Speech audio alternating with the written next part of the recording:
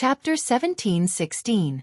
Those who came out from the world of assassins and secret agents had no other choice but to die in battle. No one from the secular world would accept them because their hands were stained with blood. For an ordinary family, if they heard that someone had killed someone, their first reaction would definitely be to warn their family members to stay away from this person and not to get close to this murderer. Who knew when they would be killed by the murderer? This was a very realistic world. Although Yun Jian was ranked number 1 on the international secret agent ranking, and as slaying god, she was so powerful that she was omniscient and omnipotent. However, as a person in this world, she had no other choice and there was no turning back. Assassins and secret agents from the underground organizations could only die in battle and could never return to the ordinary world. That was because the people in the ordinary world would never allow an assassin or secret agent who had killed many to live near them and threaten their safety. If not for her rebirth, Yun Jian knew very well that someone of her status would never be able to come into contact with the ordinary world. There was only one outcome for her: death in battle. If she did not want to die in battle, she had to become stronger. She had to be so strong that no one could kill her. That was why Yun Jian had never stopped pursuing power in her previous life. Even after her rebirth, she had never stopped expanding her influence. She knew very well that there were many capable people in this world. She was powerful, but it did not mean that there was no one more powerful than her. What she wanted to do was to trample on those more powerful than her. That was survival. Yun Jian was fully prepared. She knew that Qin Yiru would find out that she was not her biological daughter one day. She was also prepared that Qin Yiru would not accept her. However, Yun Jian did not expect Qin Yiru to rush over and hug her at the last moment and say such words to her. Who in this world was not afraid of people who could kill? If it were someone else, they might acknowledge Yun Jian, but it was for the money. However, Qin Yiru did not covet a single cent from her. Yun Jian could feel the kinship she gave her. She reached out her right hand and placed it gently on her heart. Yun Jian took a deep breath. She could feel it. There was a slight warmth. This was the taste of kinship. Why are you crying? Don't cry. Qin Yiru hugged Yun Jian. After a while, she could feel a few drops of tears dripping down her shoulder. Those teardrops belonged to Yun Jian. Qin Yiru quickly turned to look at Yun Jian. She reached out and touched the tears on Yun Jian's face. Mom is here. Mom will never leave you. This is fate. It's not your fault. Qin Yiru rubbed away the tears on Yun Jian's face. She was also tearing up. Qin Yiru really wanted to ask where her daughter had gone, but at this moment, she could not bring herself to ask. Moreover, Yun Jian had also said that she would inform him as soon as she had news of her biological daughter. Crying? Was she crying? Yun Jian was stunned for a moment. From the moment her tears fell until now, she had not made a sound. Tears flowed down her cheeks silently. She did not even realize it. Tears. Yun Jian caught the tears that fell from her eyes. She was in a trance for a moment. How many years had it been since she last cried? Ever since she came to terms with the truth, she had never shed a tear even when she was living a life where she could be killed at any time in the Inhun organization. Even when she was covered in wounds. Things like tears would never appear on her body. However, today she actually shed tears? He. Slaying God, are you done catching up? Ha ha ha. It's time to settle our personal grudges. Chapter 17:17. As soon as the elderly man finished speaking, the atmosphere turned gloomy. The crowd was stunned by the shocking scene, unable to snap out of their daze for a moment.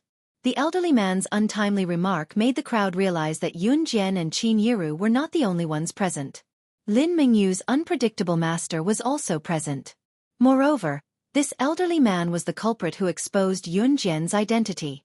Lin Mingyu noticed that her master was still standing beside Yun Jian, especially when her master had confidently pointed out Yun Jian's identity in front of her. Lin Mingyu suddenly had a mysterious confidence. She felt that her master's ability was definitely above Yun Jian's. Just because her master had pointed out Yun Jian's identity. Therefore, even if Yun Jian was slaying God, Lin Mingyu was not afraid. Because she had a master. Lin Mingyu looked at Yun Jian, snickered, and said, "That's right, Yun Jian.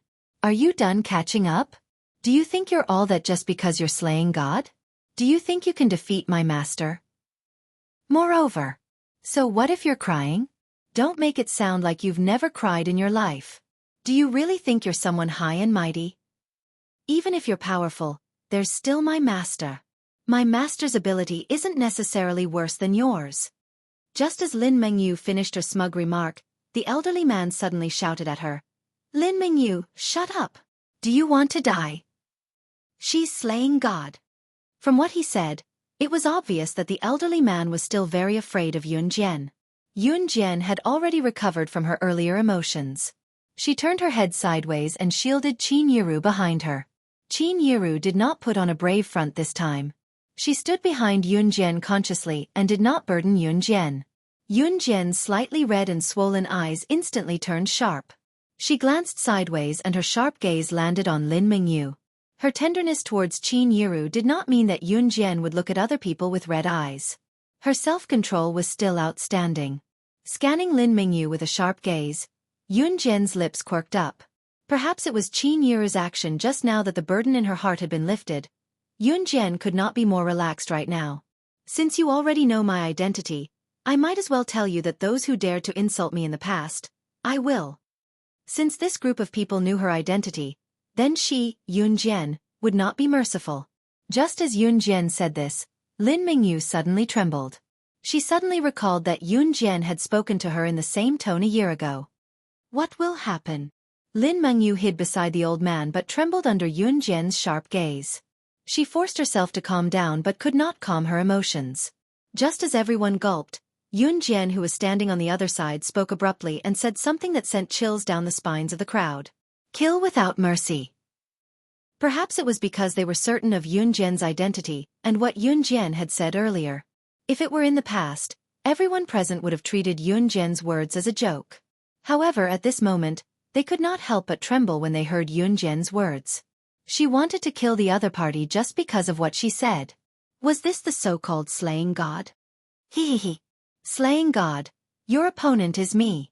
The old man suddenly stood out and stared straight at Yun Jian. He spoke arrogantly as if he would not stop until he killed Yun Jian.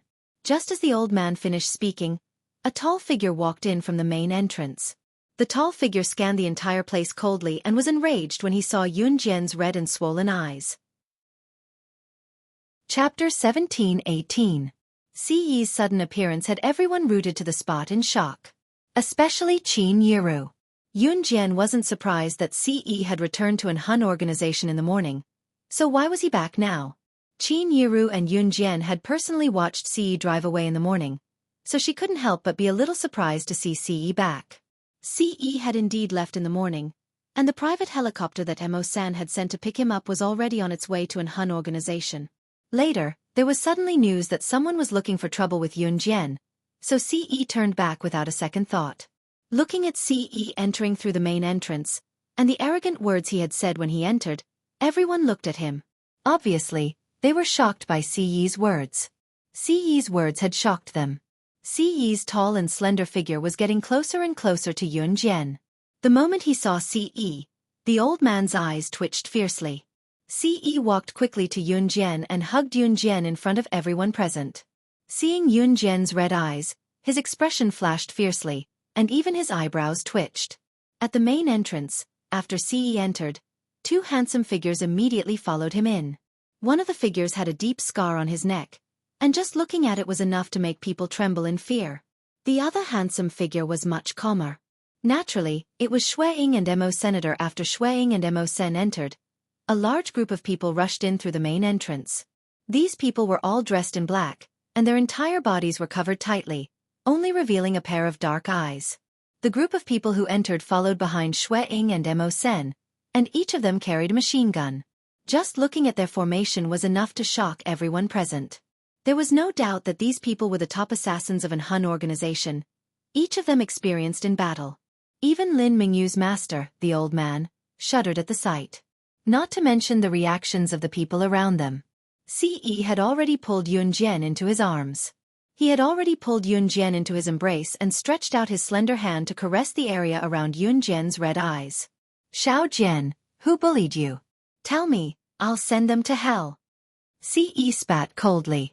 As he spoke, his arm was wrapped around Yun Jian's waist, his sharp gaze as if he would annihilate everyone present for her with a single word from Yun Jian. Who bullied her? Was it not Qin Yiru who moved Yun Jian to tears just now? No one dared to make a sound. Yun Jian was slaying God, the top international secret agent ranking. How ordinary could CE be when he could be with Yun Jian? The neighbors had all seen CE before. Qin Yiru usually treated CE as his son-in-law, so they could recognize CE. In spite of it, the current CE struck fear into everyone's hearts. I'm fine. Chapter 17-19. 10 seconds was the slowest time he had given them. CE was furious. CE looked different from others when he was enraged. Yun Jian could tell from his furrowed brows. CE's brows were furrowed, the veins around his brows twitching. It was the first time his handsome face had such an expression. How dare they make his woman cry? All of them would go to hell. AE. Hold on. This is because Qin Yiru looked at the group of people CE had brought into the house. Each of them was holding a machine gun. She did not think that CE was joking, so she quickly stopped him. It was useless for Qin Yiru to say anything now. CE's heart was broken when he saw Yun Jian's reddened eyes just now. In his 20 years of life, he had always been indifferent, giving off the feeling that the earth was about to explode and the sky was about to collapse. There would be no other expression on his face. At this moment, however, his expression changed again and again.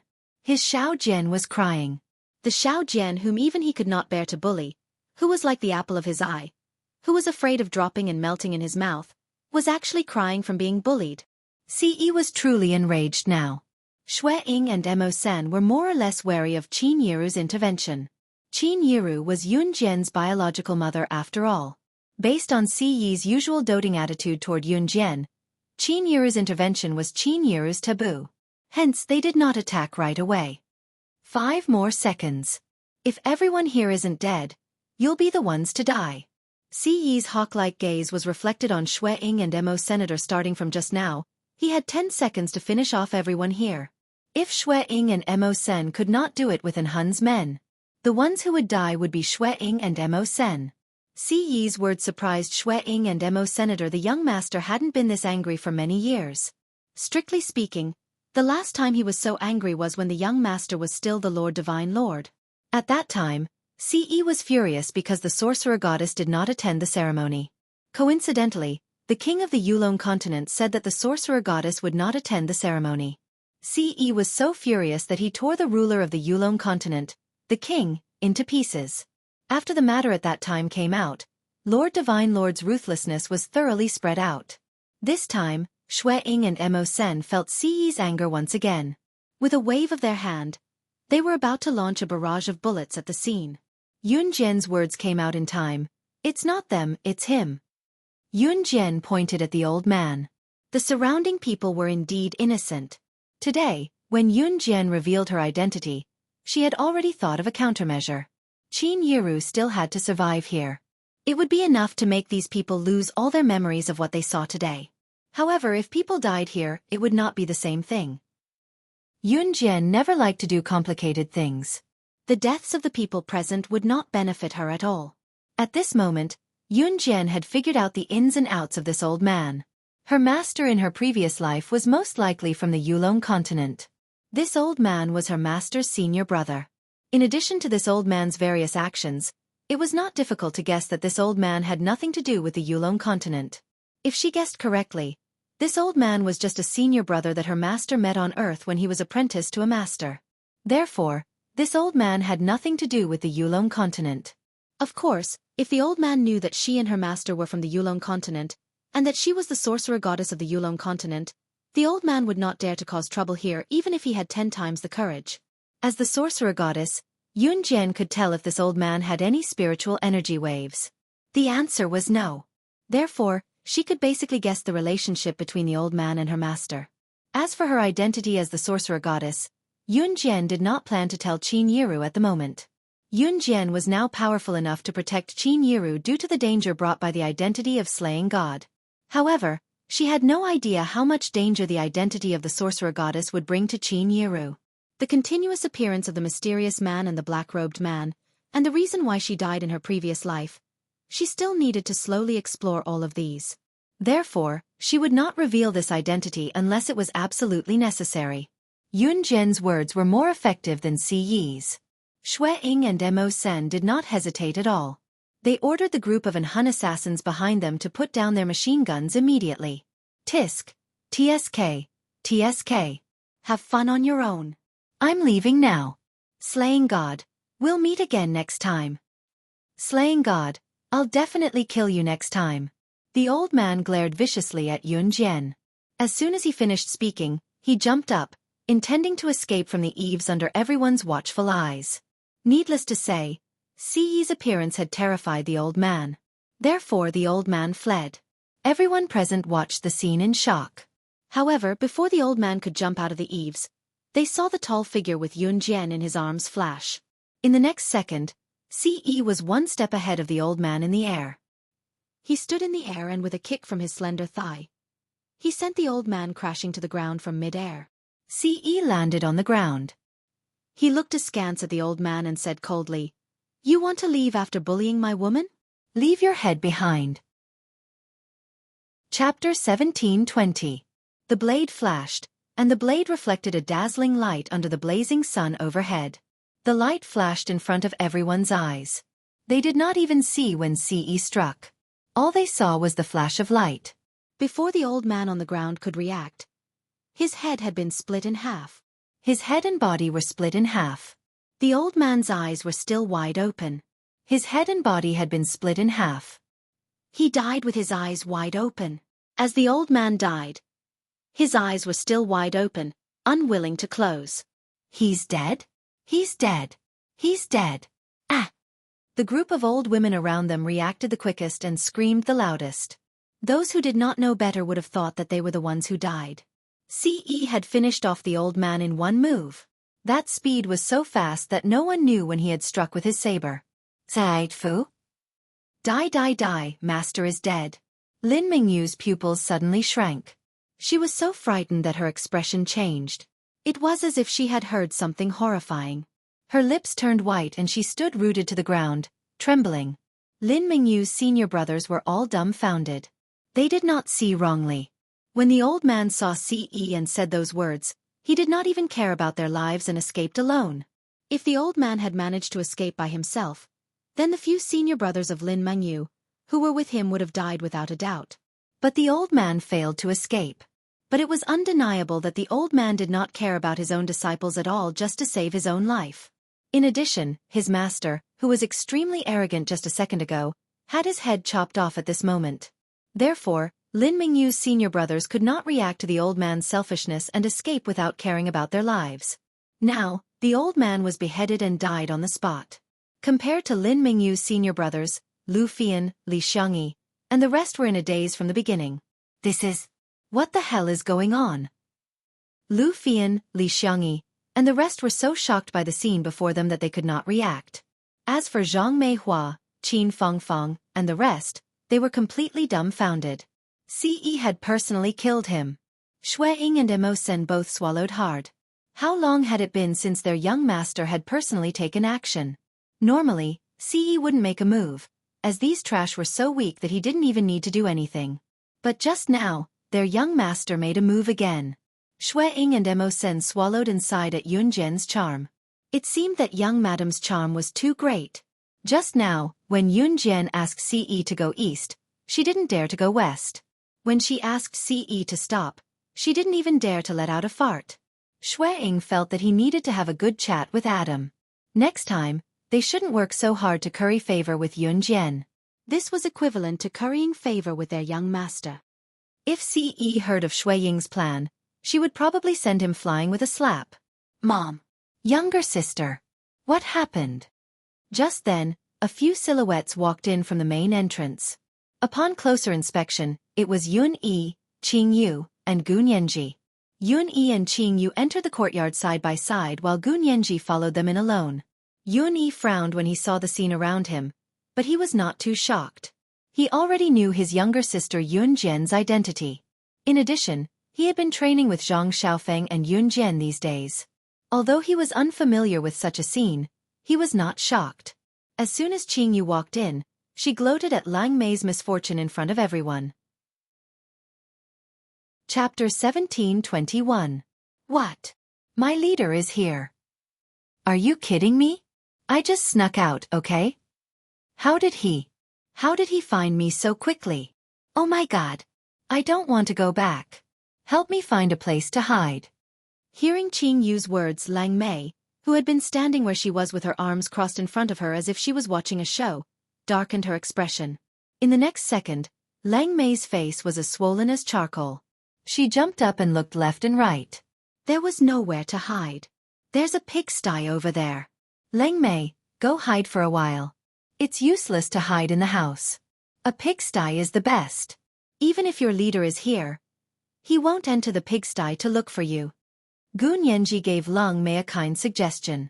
Yes. Hide in the pigsty. What? You want me to hide in the pigsty? She was Lang Mei, the blood doll's top expert. Gu Nianji was asking for a beating. She wanted her to hide in the pigsty. Lang Mei's expression darkened immediately. Do you want to be caught? Gu Nianji instigated again. People in the countryside usually had a pigsty because the elderly in the countryside would usually stay at home to farm.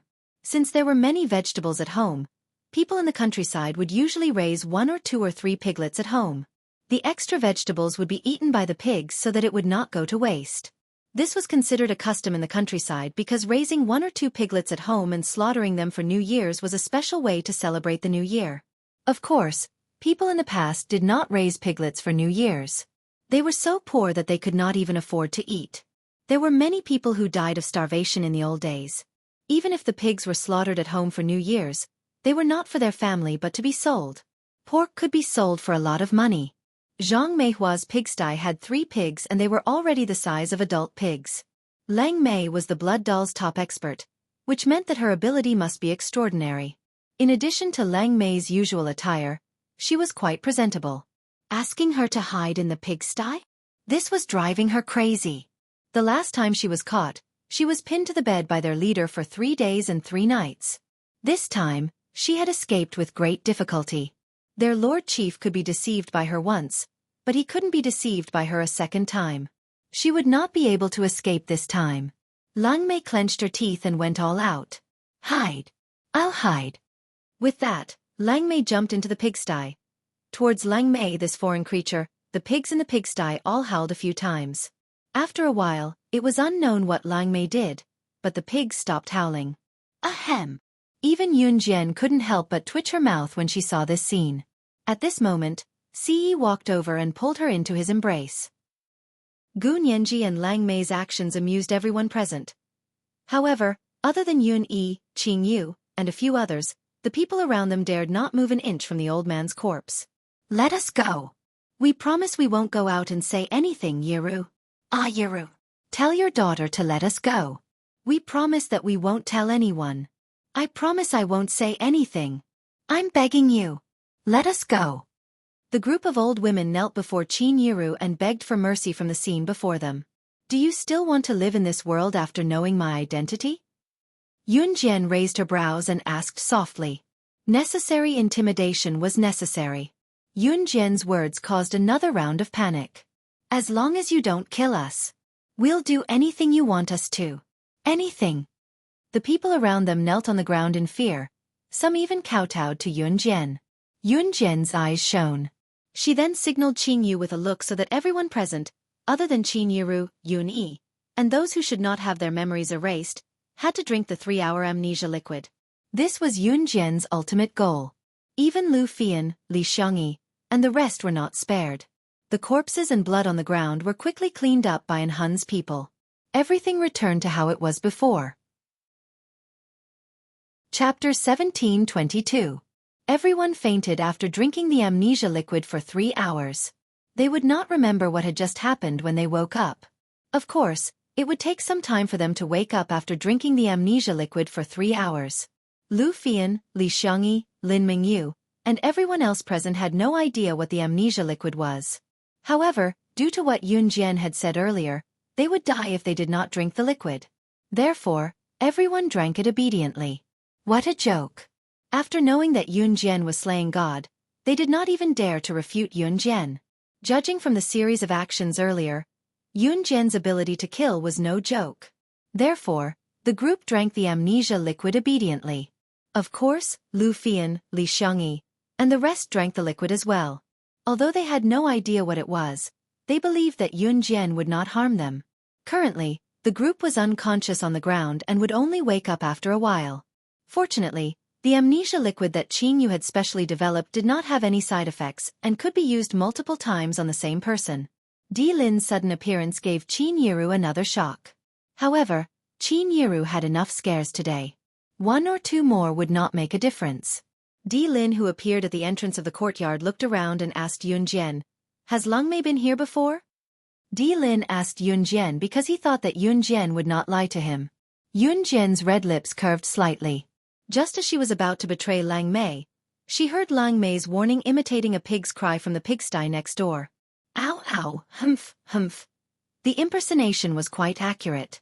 If Leng Mei had not jumped into the pigsty earlier, Yun Jian would not have been able to tell whether the cry was a real pig's cry or Leng Mei's voice. The pig's cry was too prominent, similar to Leng Mei's cries in bed. Di Lin turned to look at the pigsty. "She hasn't been here."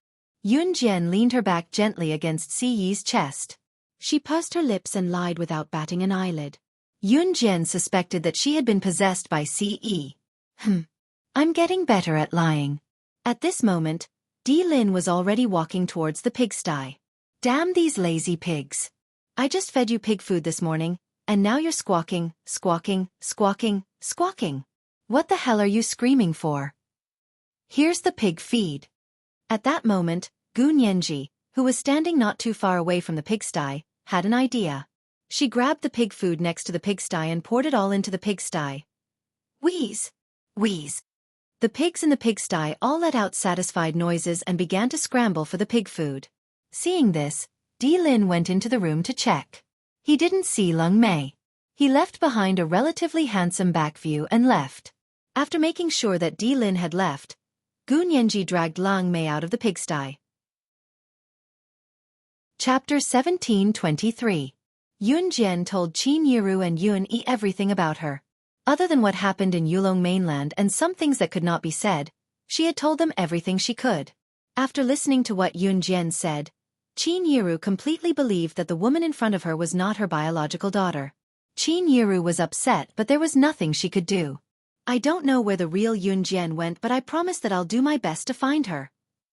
Yun Jian's determined gaze tugged at Qin Yiru's heartstrings. "No. This is her fate. All of this is fate. Child, you're my child. This isn't your fault.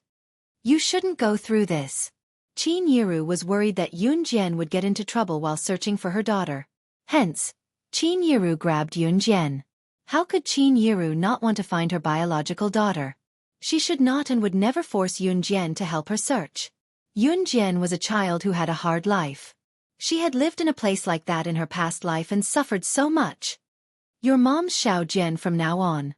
Mom will love you forever," Qin Yiru told Yun Jian as she tugged at her hand. "You have to be good to my younger sister or I won't let you go as her brother." Yun Yi gestured at Si Yi.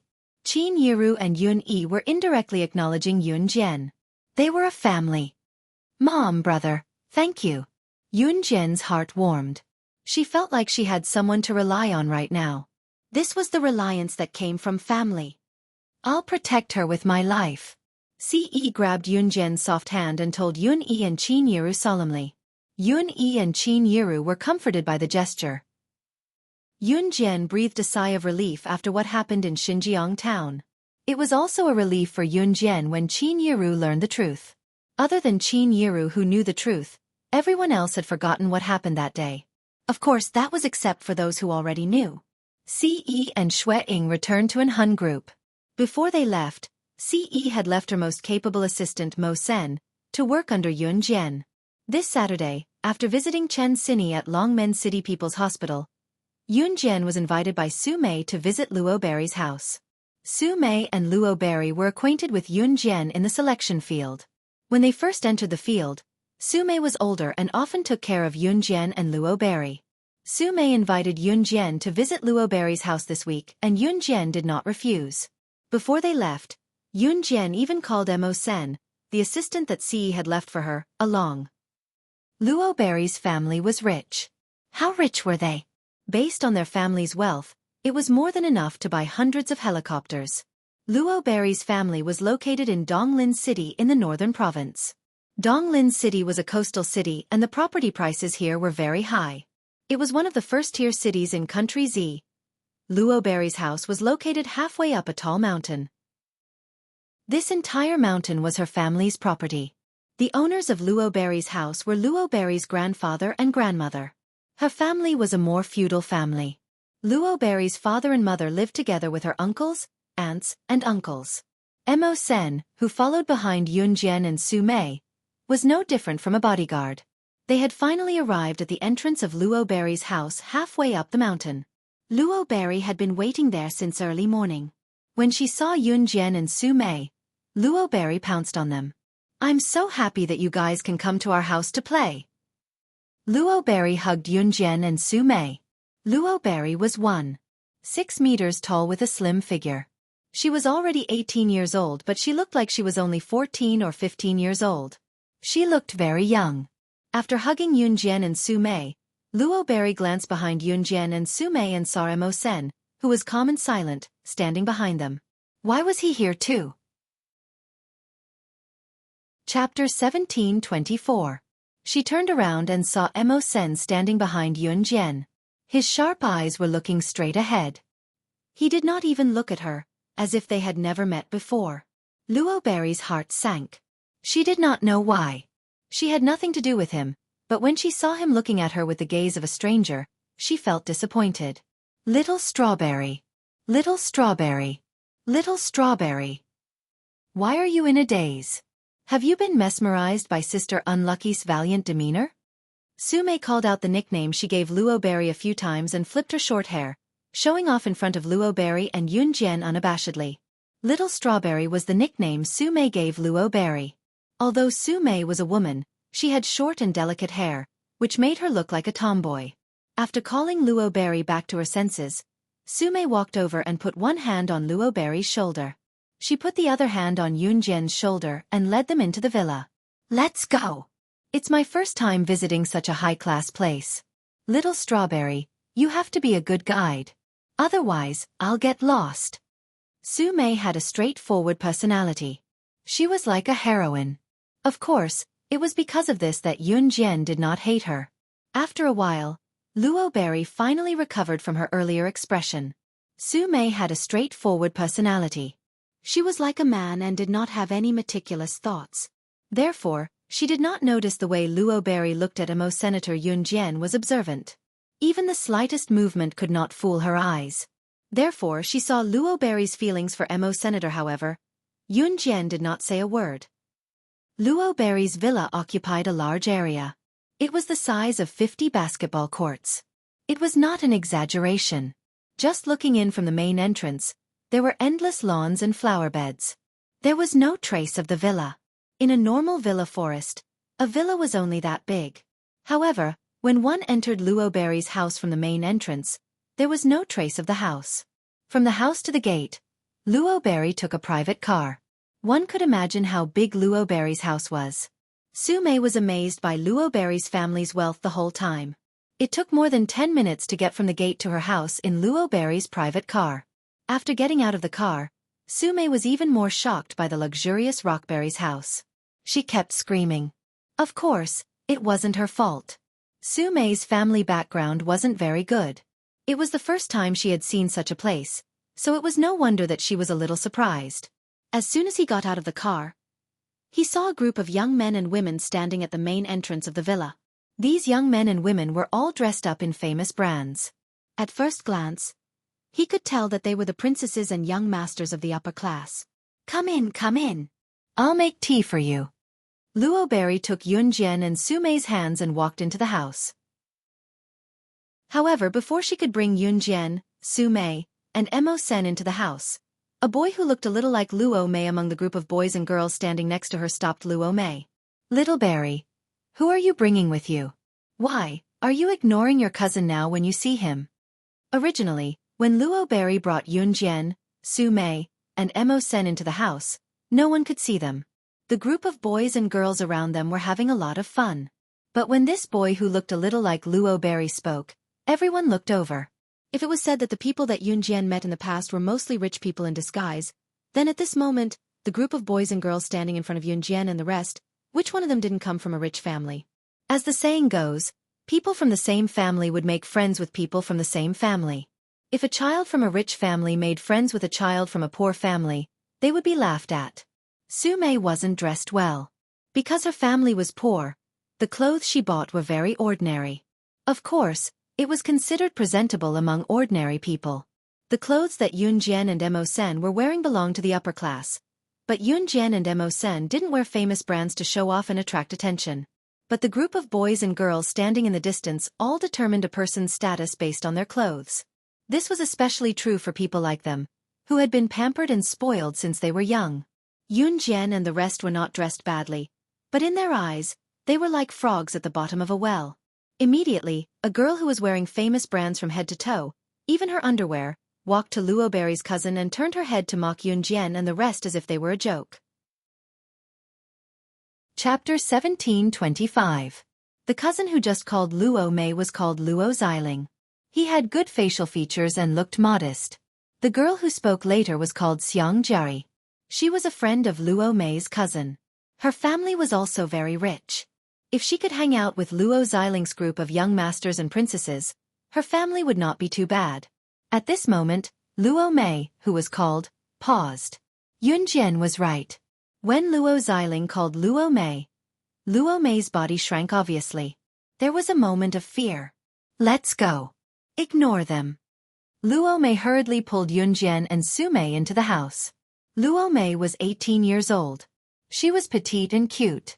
Because of her baby face, her skin was as smooth and delicate as a newborn baby's, so she looked only 14 or 15 years old. Rich ladies, such as Xiang Jiari, were born ugly. Her appearance was very dark and her skin was terrible. However, she covered her terrible skin with branded cosmetics and slightly warmed it up. Luo Mei was the kind of person who did not need skincare products at all. Her facial features were delicate and beautiful since she was a child. Although her slender legs were not very long, they were in the golden ratio with her upper body. She was very beautiful. Xiang Jiari was very envious. So when she saw Yunjian, Su Mei and Mo Sen dressed very ordinary, she took this opportunity to suppress Luo Mei. However, one thing had to be said. Mo Sen was the most handsome man present, and Xiang Jiari was really attracted to him. In spite of it, Mo Sen stood behind Yunjian without uttering a word, not even glancing at anyone. His aloofness surprised everyone present. Just when Luo Mei was about to take Yunjian and others into the villa, Luo Xiling interrupted Xiang Jiari and stood in front of Yunjian and the others. Xiang Jiari, you can't say that. Everyone is equal, no matter who is rich or poor. After that, Luo Xiling glanced at Yunjian and others with the demeanor of a gentleman. Then he bowed slightly and invited them very elegantly. My friend offended you just now, so I'd like to apologize to you. Also, we're planning to go to our own racetrack for a race. If you're free, why don't you come and have some fun? Then, Luo Xiling looked at Luo Mei. I'm not going. If you want to go, go by yourselves. They won't go either. Luo Berry's reaction was very strong. Luo Mei's reaction made Yunjian's gaze sharpen. Little sister Little Berry, why don't we go together? We just saw Old Lady Luo in the house. If Old Lady Luo sees them. Immediately, a boy dressed in branded clothes and wearing a very expensive Swiss watch walked up from the side. The boy glanced at Yunjian and the other two before speaking to Luo Mei. Luo Berry's expression changed when he heard that. Old Madame Luo was Lubi's grandmother. Madame Luo was an old woman with a very feudal mindset. She usually didn't like Luo Berry. In addition, Luo Berry's usual friends were not the young masters and princesses of the upper class designated by Madame Luo. So Madame Luo disliked Luo Berry even more. But Madame Luo was usually not at home. Why was she at home now? Luo Berry's expression darkened. She wasn't afraid that Madame Luo would blame her for making friends with people who weren't from the upper class. Instead, she was afraid that Madame Luo wouldn't be nice to Yunjian and the other two. Okay. Luo Berry had to compromise. She had to go to the racetrack built by the Luo family first. Yunjian didn't say anything since the beginning, but she could feel that Luo Berry's family wasn't an ordinary one. Their family was strict, and the atmosphere was probably not very good. Racing was one of the after-dinner activities of this group of rich second-generation heirs. And the Luo family had their own racetrack. The boy with the Swiss watch who persuaded Luo Berry to bring Yun Jian and the others to the racetrack was called Shi Chen Xian. He looked ordinary, but he was born with a mouth that loved to show off. Boys from poor families had their own way of showing off, and boys from rich families also had their own way of showing off in front of girls. As the group of people walked to the racetrack, Shi Chen Xian had already walked to Yun Jian's side and kept asking Yun Jian questions. If it weren't for Mo Sen who was standing around, Shi Chen Xian would have stuck to Yun Jian at this moment. "You're Yun Jian? What a beautiful name. Hey, have you ever raced before?" Shi Chen Xian asked. "How can a girl like her play racing?" A boy next to Shi Chen Xian interrupted and came over. "You're right." Shi Chen Xian patted his head. Yun Jian didn't say a word since just now.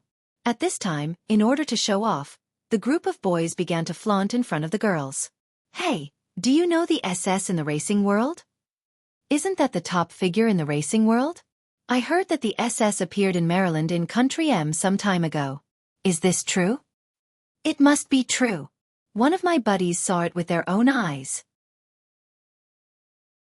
Chapter 1726. Along the way, Chen Xian and the others bragged about their driving skills, as if they were the top racers. Yun Jian was immune to it, and she didn't say a word. Young boys and girls gathered together. Regardless of whether they were rich or poor, these boys always liked to talk about things that sounded impressive to the girls. Moreover, whenever something was mentioned, this group of boys would always brag about the top few world-shaking existences.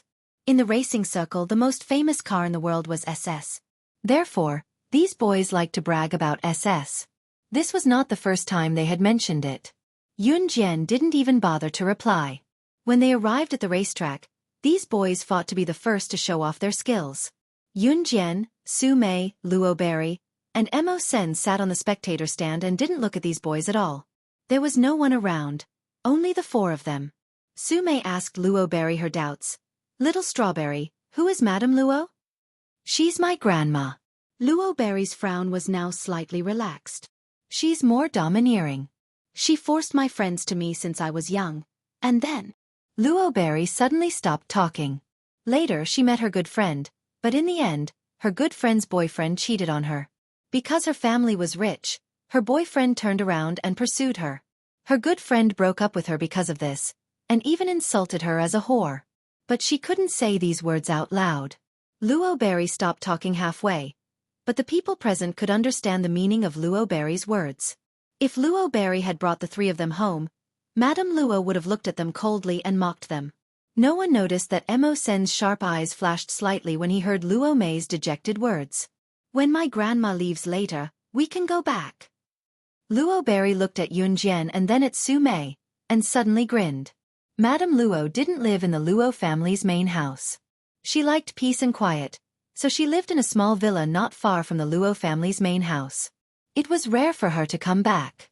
From the racetrack, they could see if there were any cars driving out of the gate. After basking in the sun for about half an hour, she saw the figure of old lady Luo's private driver driving her away. Seeing this, Luo Huan stood up and said to Yun Jian and the other two, "Let's go." On the other side, Chen Xian, who had been racing a few rounds to attract Yun Jian's attention, saw that Yun Jian and the others were about to leave. He quickly rushed over and asked, "You guys are leaving?" "Okay." Luo Huan nodded and left with Yun Jian and Su Mei without greeting Shi Chen Xian and the others. Luo Mei's behavior was very unusual. Seeing this, Yun Jian did not say anything. After staying at Luo Berry's house for a day, Luo Berry asked Yun Jian and the others to stay overnight. The Luo family had a special room for guests, and the room was like a hotel. Someone would come and clean it every day. In the evening, Yun Jian was sleeping alone on the bed with her eyes closed. Suddenly, there was a strange sound of footsteps outside the door. It was not the sound of someone passing by. She turned over and stood up, opened the door and chased after it. Looking at that sneaky figure, Yun Jian's eyes turned sharp. Wasn't that Luo Xiling, Luo Huan's cousin? What did he want to do? Yun Jian's flexible figure was as fast as lightning, and she caught up with him without leaving a trace. When turning a corner, Yun Jian bumped into a group of people. That group of people were the boys who raced with Luo Xiling during the day, including Xiang Jiari, who mocked Yun Jian at the beginning. The Luo family had a special VIP hotel, so this group of people often stayed at the Luo family's house. It was no secret. At this time, Luo Xiling's expression, which was sneaky as if he was going to do something bad, suddenly became normal. He also greeted the friends he met along the way. "Where are you going, brother?" Shi Chenxian asked Luo Xiling. "I'm going to the rooftop for a walk," Luo Xiling said and walked through these people naturally. Yun Jian also pretended that nothing happened and walked to Luo Xiling. No one noticed her at first. But Xiang Jiari was not happy with Luo Berry, and she was also not happy with Yun Jian. When she saw Yun Jian walking over there, she immediately called out to Yun Jian. Chapter 17:27. Xiang Jiai's gaze on Yun Jian was blatant disgust. Yun Jian originally planned to pretend that she didn't see this group of people and follow Luo Xiling silently. But Xiang Jiai stopped in front of her and looked at her with an expression that said, "I know what you want to do." As a rich second generation, Xiang Jiai was very confident in her suspicions. What was Yun Jian doing out here in the middle of the night instead of sleeping? Besides seducing the rich second generation, what else could a poor person like her do? Xiang Jiai directly identified Yun Jian as that kind of woman. Because Yun Jian didn't refute her words since the day, Xiang Jiai regarded Yun Jian as a girl who wanted to please her and didn't dare to refute her. Therefore, Xiang Jiai sneered at Yun Jian even more. "Why aren't you talking?" "Like I said, someone like you, I already know who you're fighting." Before Xiang Jiai finished her words, Yun Jian's sharp eyes suddenly glanced at Xiang Jiai, and then in front of Xiang Jiai and the surrounding boys who wanted to show off in front of the girls in the afternoon, she mercilessly attacked Xiang Jiai. "Your family's property is not enough for me to buy 3 fighter jets. What's the use of it?" Yun Jian didn't say anything, and everyone present thought that she had nothing to say. After all, Luo Xiling's family was so rich, and there were rich second-generation young masters and princesses living in the family. How could an ordinary girl not be envious when she lived here? Envy was one thing, but getting it was another thing. But a girl who wanted to be a phoenix flying on the branch, wasn't that the same thing? But to everyone's surprise, Yun Jian actually said such arrogant words. You. Xiang Jiai was stunned by Yun Jian's words, and she couldn't react for a long time. Finally, another girl standing next to Xiang Jiai couldn't stand it anymore and retorted to Yun Jian again, "Look at yourself. Why don't you take a look at yourself? A fighter jet? Have you ever flown a fighter jet? I think you don't even know how to drive a car. What fighter jet, puff?" I'm dying of laughter.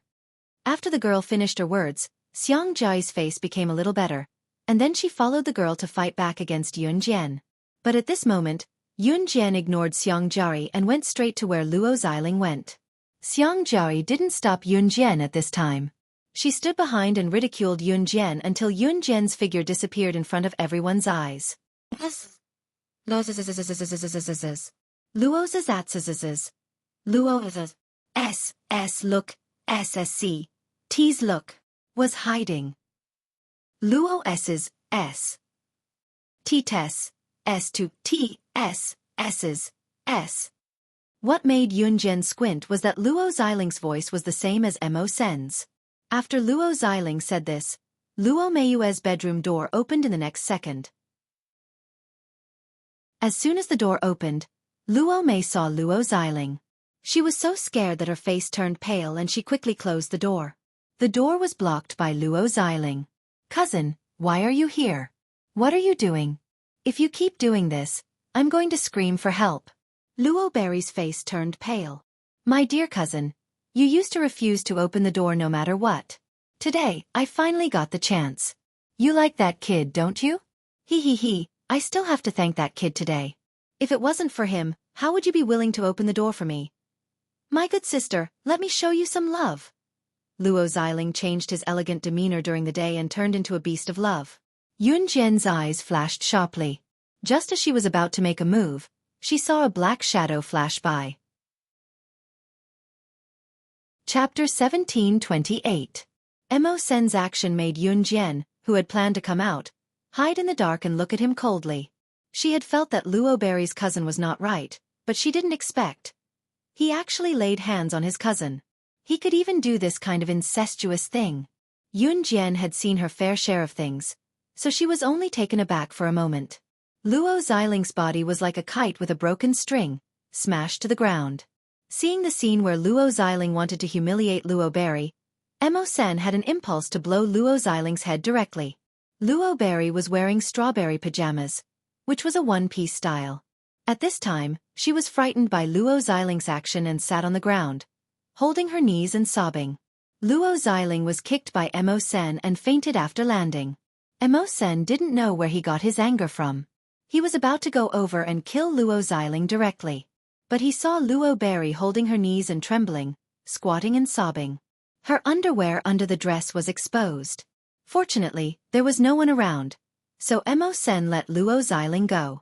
He took off his coat, walked over and put it on Luo Berry, pulled Luo Berry up and hugged her in front of his chest. Even Mo Sen himself didn't know why he hugged Luo Berry. Perhaps it was because it was too distressing to see her sobbing like this. The sound of Luo Xiling being kicked by Mo Sen just now shocked everyone in the villa. After things calmed down, everyone was called to the villa hall. Old Madame Luo had rushed over from another villa overnight. When she arrived and saw Yun Jian, Su Mei, and Mo Sen's attire, she gave them a cold look. Especially when Mo Sen was hugging Luo Berry. At this moment, Luo Berry was only wearing Mo Sen's coat. Her bottom was not exposed, but her white and slender thighs were exposed. When she saw Luo Xiling fainted on the ground, Mrs. Luo was angry. What's the matter? There were many people standing around, including Xiang Jiayi and Shi Chenxian. Everyone stood in place. There was a boy who was Luo Xiling and Luo Berry's cousin. He didn't know the specific situation, but he knew that Mrs. Luo loved Luo Xiling the most. So the boy talked to Mrs. Luo and pointed to Mo Sen who was holding Luo Berry. It's him. Damn it, he must have plagiarized his cousin. Even now, he still refused to let go. Cousin would definitely find out about this and stop it. In the end, it turned out like this. The boy's words made old Madame Luo frown. She didn't like Luo Mei to begin with, and now she hated her even more. Knowing that Yun Jian and the other two were brought into the house by Luo Berry, Madame Luo hated people like Yun Jian who had no status, so she said in a domineering and feudal way, "The Luo family doesn't have a descendant like Luo Berry. Shameless. Hooking up with a wild man who came out of nowhere. You even brought her into our house." Just as Madame Luo was about to continue speaking, Yun Jian immediately interrupted her. "He's my subordinate. Old hag, I dare you to say the word wild man again." Yun Jian's words shocked everyone present. Who was Madame Luo? In the Luo family, other than old Master Luo, old Madame Luo was the most authoritative person. Even Xiang Jiayi and Shi Chenxian, who were usually arrogant, were in awe of old Madame Luo. And Yun Jian. She dared to call Madame Luo an old hag in public? You. What did you say? Who are you? How dare you threaten me? Madame Luo was angered by Yun Jian. She swung her crutch on the spot and roared at Yun Jian. As soon as the words fell, Yun Jian stared at Madame Luo coldly. In front of everyone present, her words scared Madame Luo, including everyone around, out of their wits. The so-called noble families of Z country, the Luo family style is just like this. I am the chairman of Rongyao Company. If I remember correctly, your Luo family begged to cooperate with my Rongyao Company last week. Chapter 1729. Rongyao Company? Chairman? You. After all, old Madame Luo was the mistress of the Luo family. After hearing Yun Jian's words, she quickly reacted and looked at Yun Jian with a questioning and constricted eyes. The faces of the people around who were watching Yun Jian and her subordinate Mo Sen's joke were also slightly stiff. The faces of Xiang Jiayi, Shi Chenxian, and others almost instantly darkened to the extreme. The color on their faces was as if they had been smeared with feces. Extremely outstanding. The chairman of the Rongyao Company? What a joke. Grandma, the Rongyao Company is a big multinational company. Even among the large international multinational companies, it is one of the best. But how old is she? How dare she say that she is the chairman of the Rongyao Company? Don't be fooled by her. The boy who just flattered old Madame Luo just now was Luo Xiling and Luo Mei's cousin, Luo Zhongzhong.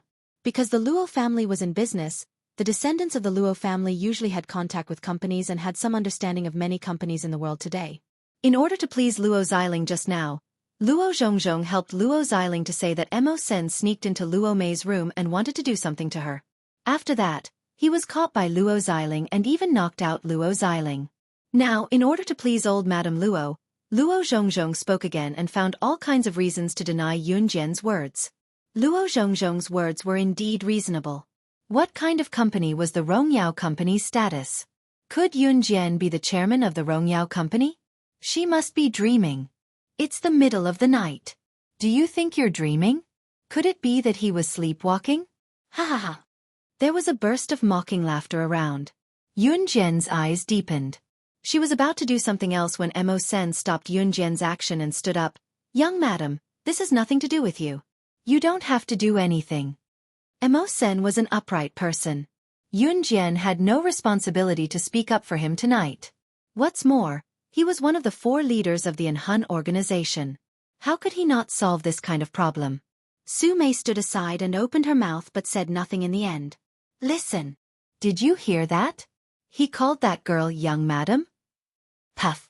Did they think that they were from a military family or gangsters? Young madam. Then I'm still the head of the household. Ha ha ha. Later on, he would say that he was the chairman of Rongyao Company. He was a righteous and powerful person. Now you're blowing your own trumpet. Since you're so powerful, why don't you say you're invincible? As soon as Mo Sen's voice fell, a large group of people who were watching the show pointed at Mo Sen and Yun Jian and laughed. This time, everyone really took Yun Jian's words as a joke.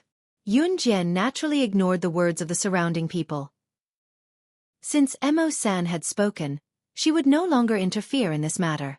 Just as Madame Luo knocked on her crutch and was about to say something fiercely, a thunderous roar suddenly came from the gate. What's going on? At the entrance, a majestic figure was walking towards them.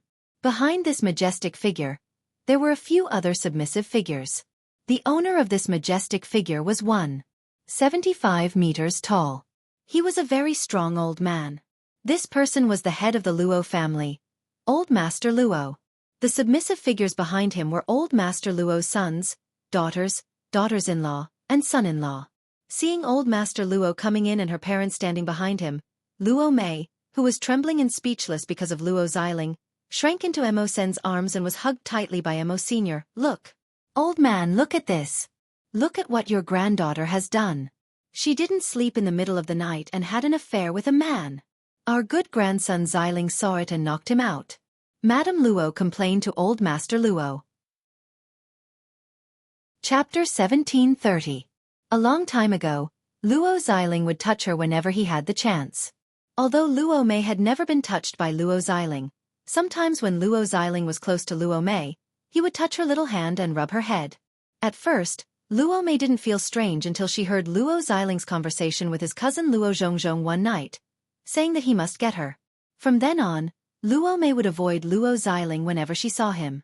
This was also the reason why Yun Jian found Luo Mei was abnormal when she saw Luo Xiling when she entered the Luo family. As for Luo Xiling's imitation of Mo Sen's voice, it was not difficult to explain. Luo Xiling must have learned this skill. It could be seen that Luo Mei's status in the Luo family was not high.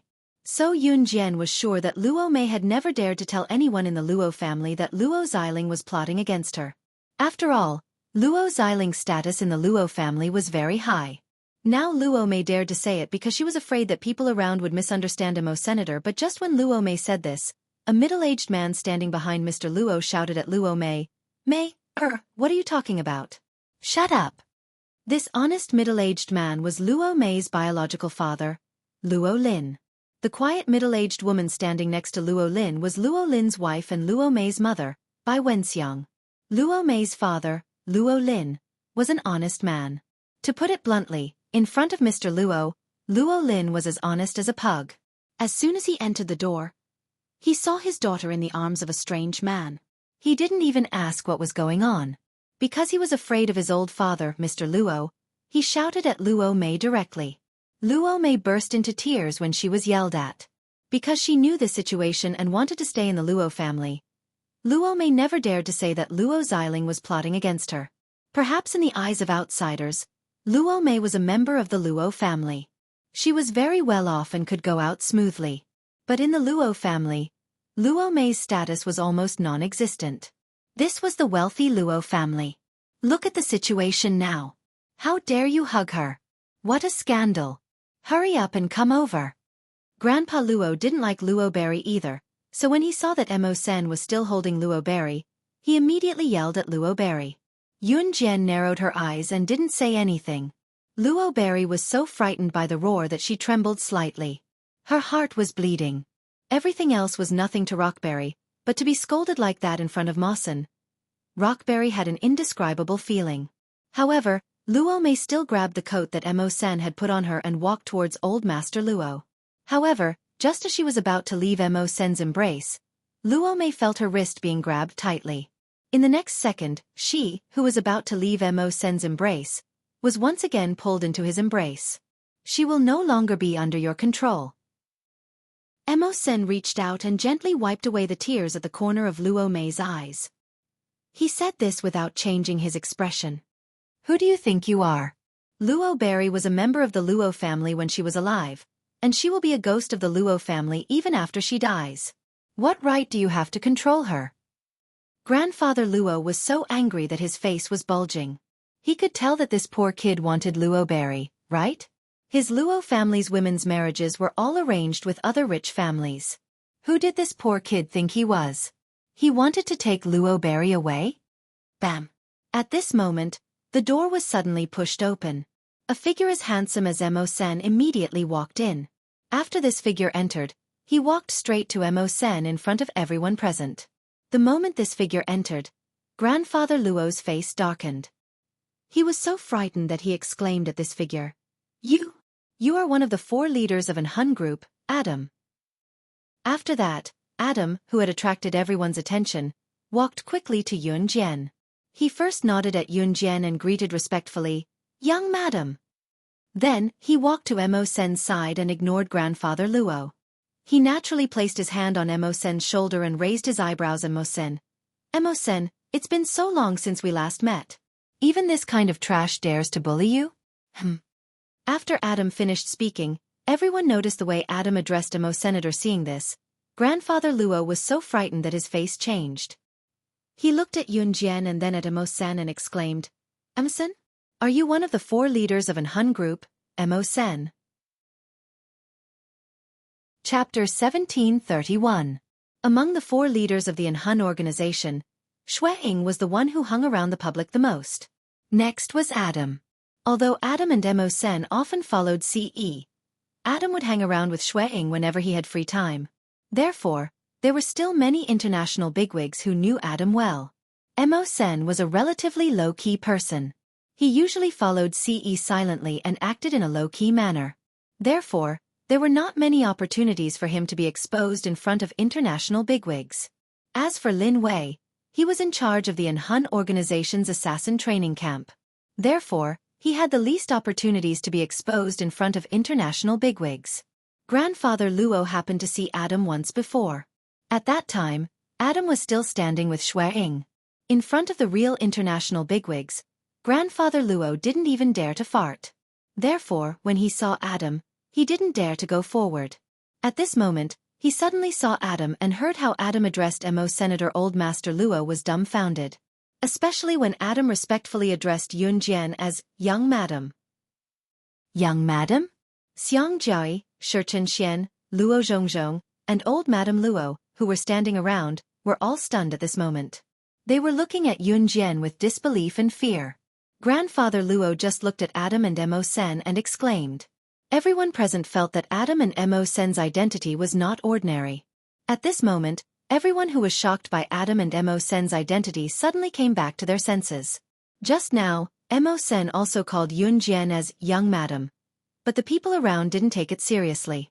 Instead, they mocked and ridiculed. At this moment, Adam, who was frightened by Grandfather Luo, also called Yun Jian as Young Madam. And Adam and Mo Sen were the 4 leaders of the Hun organization? Everyone present was dumbfounded. Their faces were so dark that they couldn't be described with words. Yun Jian, was she the young madam of the Hun organization? Damn old man, Don't look at me with such a shocked expression. You guessed right. Mo Sen, one of the 4 leaders of the Enhan organization, is the wild man you're talking about. Yun Jian crossed her arms. She didn't intend to participate, but she didn't expect Grandfather Luo to point the spearhead at her.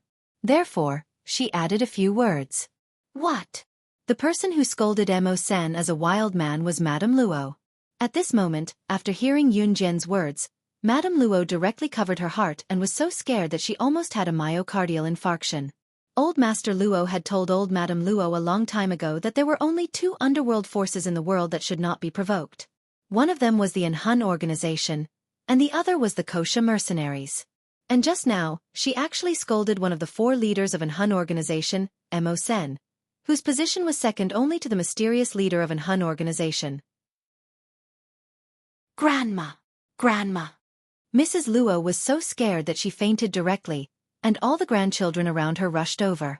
Xiang Jiai, who had said earlier that Yun Jian was delusional about marrying into a rich family and seducing the rich second generation, was in a state of shock. Yun Jian was the young mistress of the Enhan organization. How is this possible? Also, Yun Jian said that their family fortune was not enough for her to buy 3 fighter jets. Could it be that all of this was real? The surroundings were in a mess. Su Mei was also looking at Yun Jian in a daze when Yun Jian tilted her head to look at Adam. She raised a brow and asked lazily, "Where's Lon Su?" She went to Qing Yu's house now, saying that she wanted to catch up with Qing Yu. I located Mo Sen's address, that's why I came over. He didn't expect to see such a hot scene. Mo Sen, the abstinent type, was actually hugging a woman in his arms. Adam scratched his head and said to Yun Jian. Although Adam was Mo Sen's biological younger brother, he had never addressed him as such. Usually, Adam had never seen his biological brother, Mo Sen, getting close to any woman. What was going on today though? Was the end of the world coming? Chapter 1732.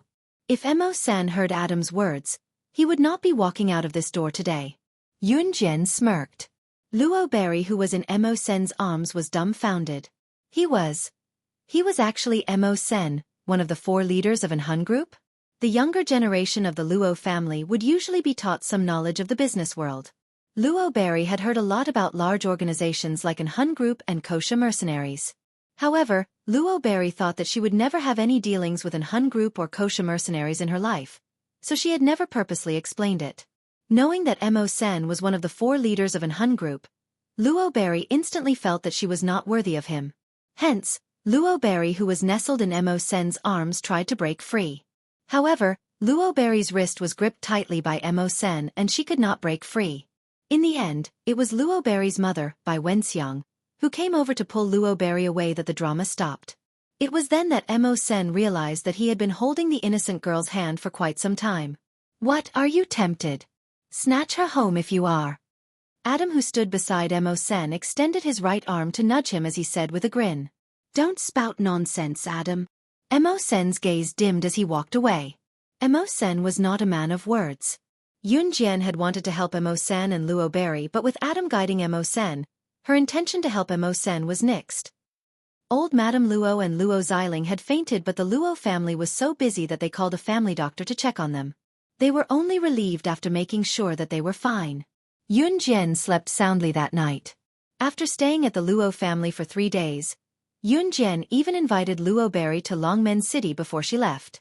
Luo Berry was not going, but she went with Yun Jian after Old Master Luo called her to the study and lectured her.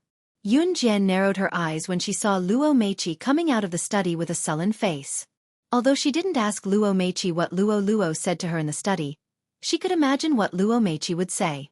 Coincidentally, Yun Jian, Su Mei, and Luo Meiqi were taking a walk in the flower bed. Su Mei couldn't help but ask Luo Meiqi, "Little Strawberry, what did that old man say to you just now?"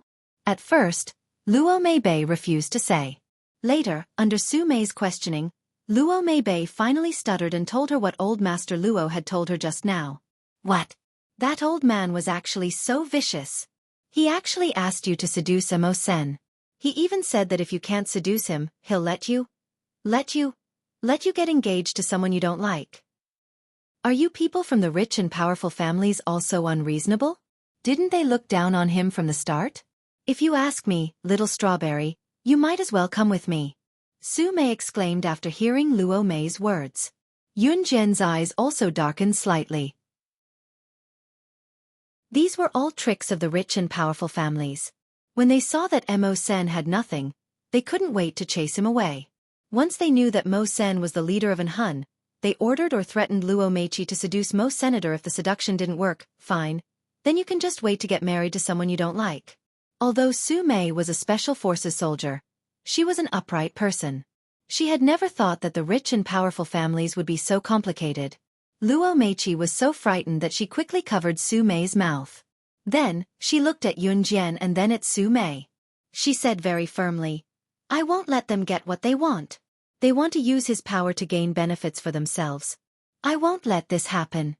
Even if I have to get engaged to someone I don't like, I won't harm him. Luo Meichi said with a determined expression. She couldn't harm him. She couldn't let the Luo family use him.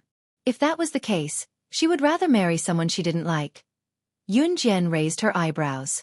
When she heard Luo Meibei's words, she saw a slender figure walking over from behind Luo Meibei. Yun Jian purposely didn't say anything. Yun Jian waited for the slender figure to walk in front of Luo Meibei. Then, she grabbed Luo Meibei's wrist. Chapter 1733. Adam and Mo Sen were blood-related brothers, so they were somewhat similar. Perhaps Mo Sen was usually too calm, while Adam was someone with a particularly bad temper. But when they were angry, the two brothers were really printed from the same board. Mo Sen grabbed Luo Mei's wrist and spoke to her very seriously. This action scared Luo Mei so much that her expression changed.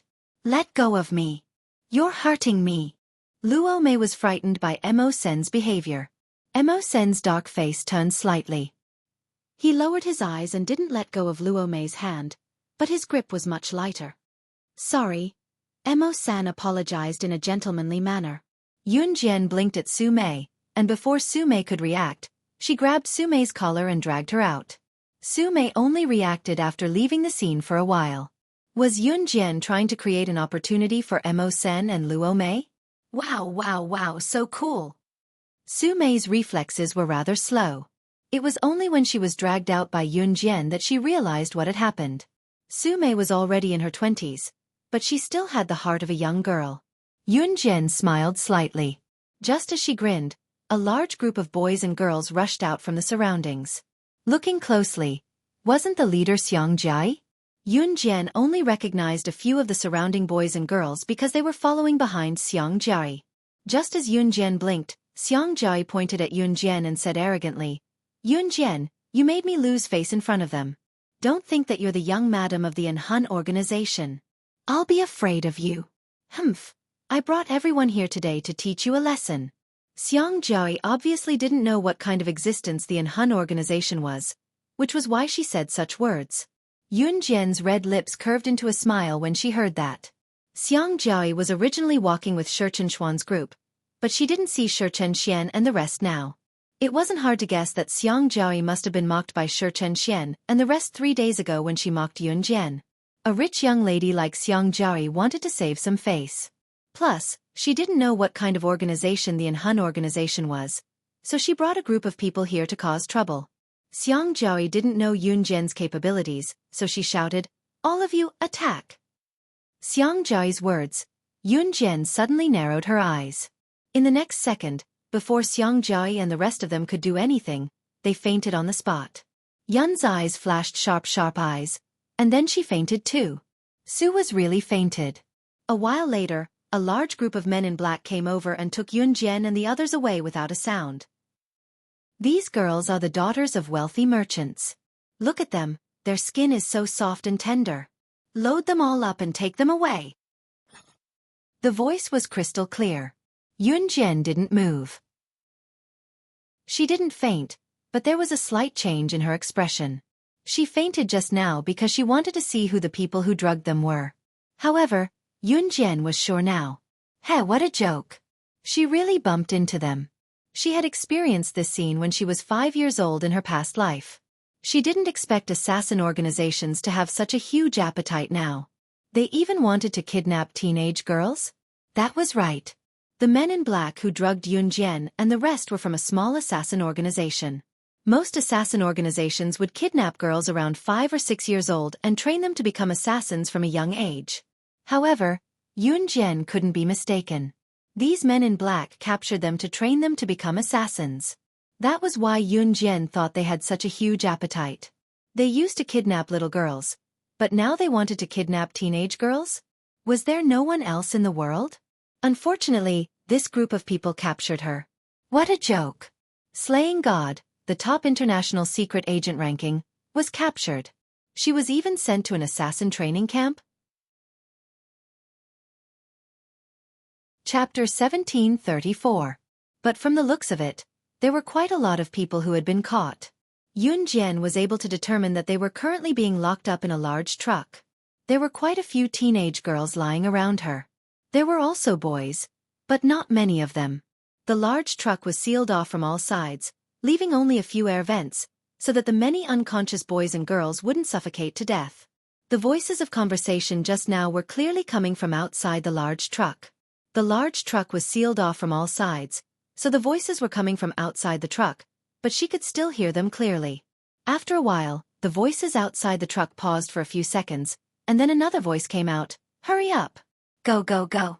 If we don't leave now, we'll be discovered. Is the back door locked? This batch of goods is very important. They will be working for our organization in the future. People were described as goods in their mouths. After a while, the large truck started moving. No one was awake around her. Yun Jian silently stood up and walked to a plastic wall where she could vaguely see the outside.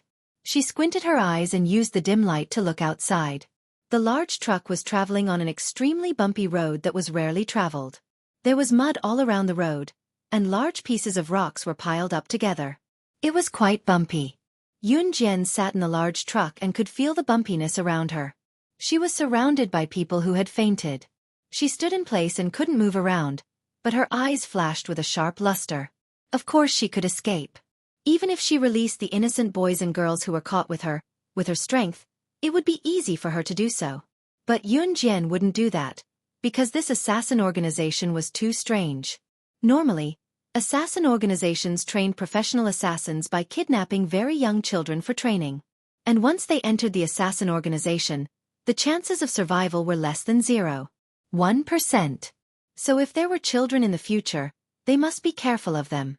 Once he lost it, he would be left with no one to respond to his cries for help. Yun Jian was puzzled by this point. Why would this assassin organization want to capture a teenage girl in her prime? Could it be that they wanted to brainwash them and train them into puppets? Therefore, she had to make this trip. Next, we have important news. In the Donglin city of the northern province, on the same day and at the same time, a total of 10 cases of boys and girls went missing. In the driver's seat of the big truck, the driver was driving. A simple and honest male voice came from the car radio. After hearing the important news, the driver guiltily turned off the radio.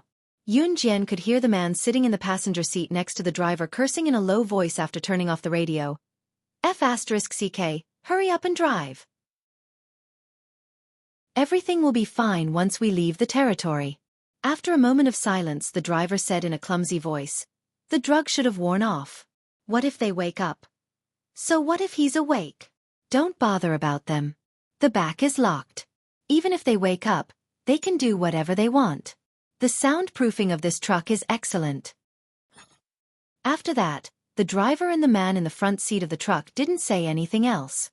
If it wasn't for Yun Jian's amazing hearing, she definitely wouldn't have heard the mutterings of the driver and the man sitting in the front seat of the truck. After about 15 minutes, the people around them woke up.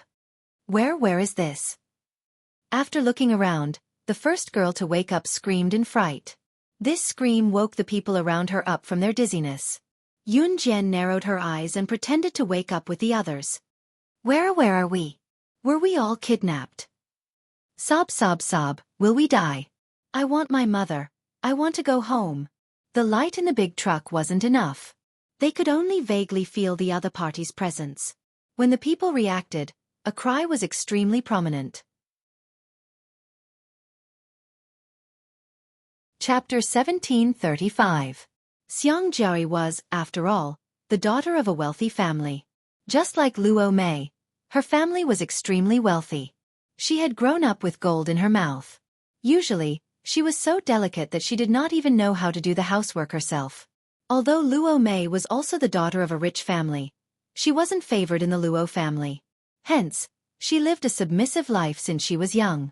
She was afraid that she would say something wrong and be chased out of the family. Xiang Jiai was a typical example of a rich young lady. Hence, when she woke up and looked around, she was so frightened that she started crying and screaming when she saw the dark scene. "Open the door! Open the door! What is this place?" A couple of boys had already regained their senses. They went to the back seat of the truck to break the door. However, the door was so tight that they couldn't break it open at all. Yun Jian sat in the corner and closed her eyes to rest. A large group of girls around her were sobbing non-stop. Not only Xiang Jiari, but the group of people she brought with her were also caught. The truck was huge and there were many boys and girls in it that Yun Jian didn't know. Yun Jian's night vision was very good. She could clearly see the faces of every boy and girl in the dark space of the truck.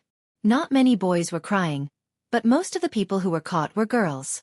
After confirming that it was a kidnapping, they were all frightened and started crying non-stop. Su Mei was the last to wake up. When she woke up, she was only shocked but didn't say anything.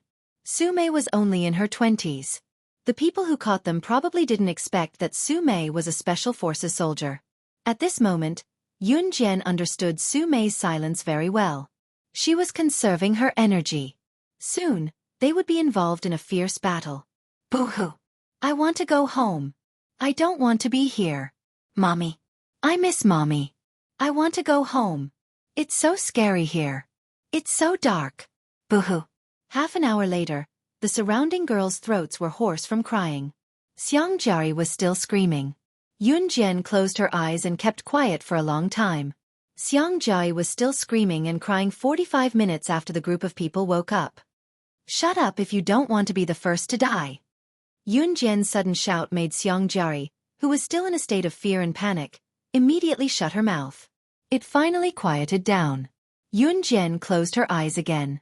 But just as she closed her eyes, Xiang Jiai suddenly heard Yun Jian's voice. She grasped Yun Jian's position and pounced on Yun Jian. "It's you! Yun Jian, it's you! It's all your fault! If it wasn't for you, we wouldn't be here. Go to hell! Die die!" Xiang Jiai screamed madly. She couldn't see where Yun Jian was, but she rushed forward and stepped on several innocent people. Then she pounced on Yun Jian. However, just as Xiang Jiai was about to pounce on Yun Jian, who could sense the source of the sound in the dark, knocked Xiang Jiai out with a backhand chop. There was some light coming in from the surroundings. The surrounding boys and girls were shocked when they saw Yun Jian's dexterity. "It's noisy." Yun Jian frowned. She directly put the unconscious Xiang Jiai aside and closed her eyes again to recuperate. The surrounding boys and girls all sucked in a breath of air, and it was obvious that they were all silent. After a while, the boy who failed to break down the door with his men just now walked near Yun Jian.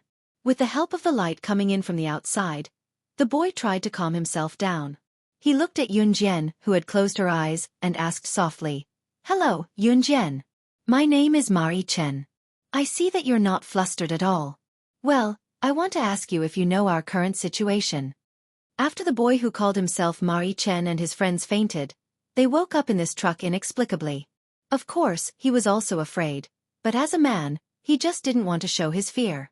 "Brothery Chen, what's the use of asking her? She's not a god. How can she know? I think she can't even protect herself. She's still pretending to be noble and not afraid at all. Brothery Chen, I won't let you be a good person today. So what if that group of people kidnapped us?" "Humph, Brothery Chen, you know Taekwondo, Wushu, and Judo.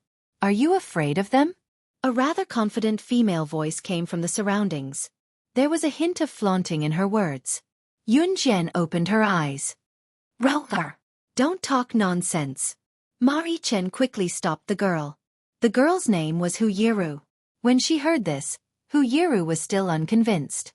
She was about to continue speaking when Yun Jian's cold words made everyone panic.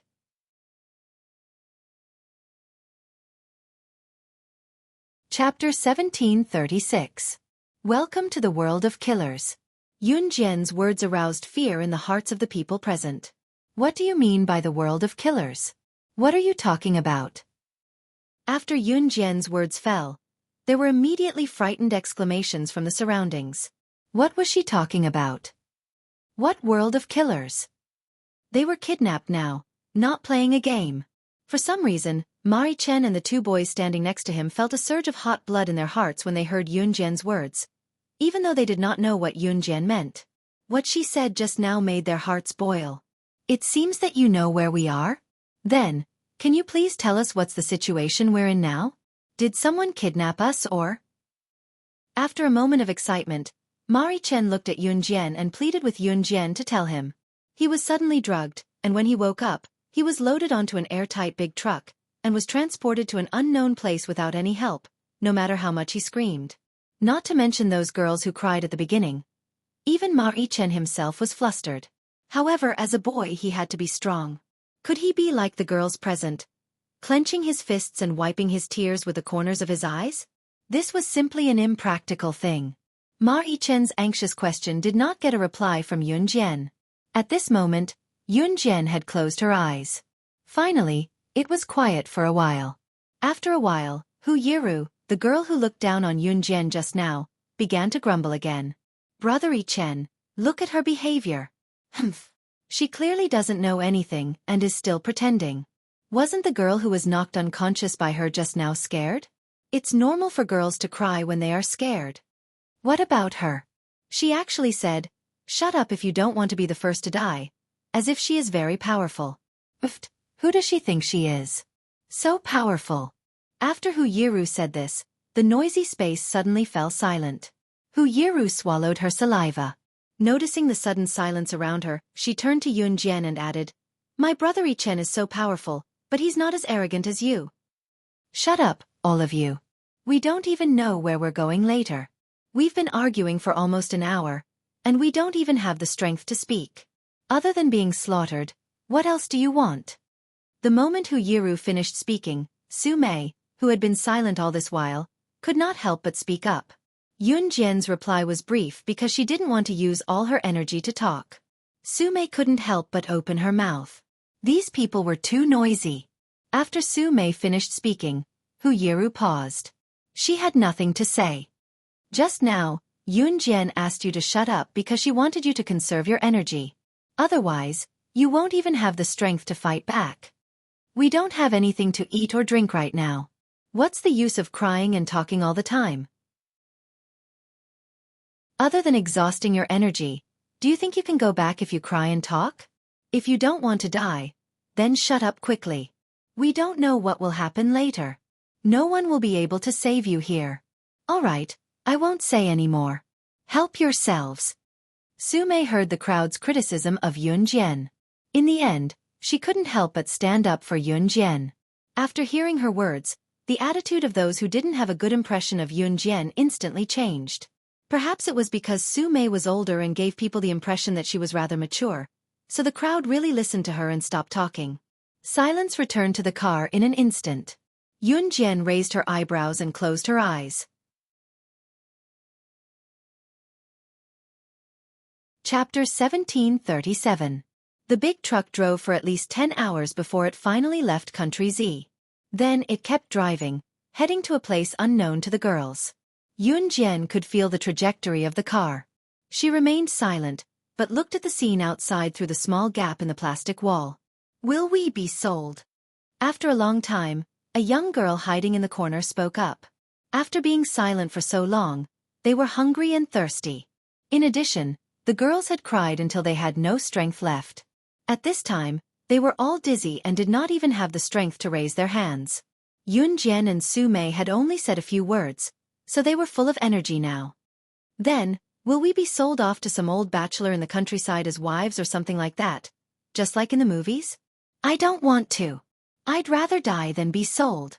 As soon as the girl finished speaking, the other girls were so scared that their faces turned pale. Their minds immediately filled with many images, and they were so scared that their bodies kept twitching. In 1999, there were many movies where rural women or children were abducted and sold. The main purpose was to remind everyone to be on guard. There were many good people in this world, but there were also bad people. As mothers, they had to keep an eye on their children at all times. As children, they should not run around casually or leave their mother's line of sight. In times of crisis, as long as someone said something scary, someone would immediately fill in an even scarier image. In the end, everyone was scared together. This was not uncommon. When the girl spoke, the surrounding people's faces changed. Just imagining an old bachelor in the countryside who had not bathed for a few years pouncing on her. That image. Ah, no. I don't want to. I want to go home. Brother Chen, you must protect me. The more Hu Yiru thought about it, the more scared she became. In the end, she was so scared that she threw herself on Ma Chen. Ma Chen reached out and placed his hand on Hu Yiru's back to comfort her, but he did not say anything. After a while, it quieted down again. After about 10 hours of driving, the big truck finally stopped. The car did not stop. Although the people present were starving, they were afraid of what would happen in the future. However, they did not feel extreme fear. At this moment, the car stopped. This meant that the future that everyone feared would happen had arrived. What? What should I do? Wuwa, I will never come out alone in the future. God, I was wrong, please save me. A young girl's mosquito-like cry for help came from the corner. But there was nothing he could do. 5 hours ago, Xiang Jiari had already woken up. After waking up, Xiang Jiari did not cause any trouble for Yun Jian. Xiang Jiari's friend repeated Su Mei's words to Xiang Jiari. After hearing this, Xiang Jiari felt that she should conserve her energy. She was going to kill Yun Jian sooner or later. This slut. Do you know who you are? Wasn't she just the young madam of the Enhun organization? What's so great about that? Bang! Just as everyone's thoughts drifted away, the back door of the big truck was opened. Perhaps it was because they had not seen the light for a long time. The moment the back door of the big truck was opened, everyone present squinted their eyes. It was already 10 minutes into the evening. Since they were caught in the morning, the truck had been on the road for 10 hours. The sun was about to set. It was obvious that they had been transported out of the country. Yun Jian also squinted her eyes slightly. When everyone saw a row of people holding all kinds of machine guns, pistols, and other weapons, their faces turned green with fear. Guns! Guns! Those are guns! The girls began to scream in fear again. Standing in front of them was a group of men dressed like foreigners. Hearing the screams of the girls, the man standing at the front cursed in a low voice. He lifted the machine gun and was about to shoot at them, but he was stopped by the man beside him. The man beside him was dressed very formally, but his looks were average. After the man stopped the machine gun, he turned to look at the girls. Finally, he spoke to them in Chinese. Chapter 1738. Soul Devourer Organization? Yun Jian's eyebrows, which had just calmed down, rose slightly again. Soul Devourer Organization. The name of this organization was similar to an Hun organization's title for a moment. Yun Jian could not help but raise her eyebrows even more. Was he trying to use a similar title to an Hun organization to attract assassins from all walks of life to join Soul Devourer? Or was he delusional to think that he could stand shoulder to shoulder with an Hun organization one day? Yun Jian did not think too much about it.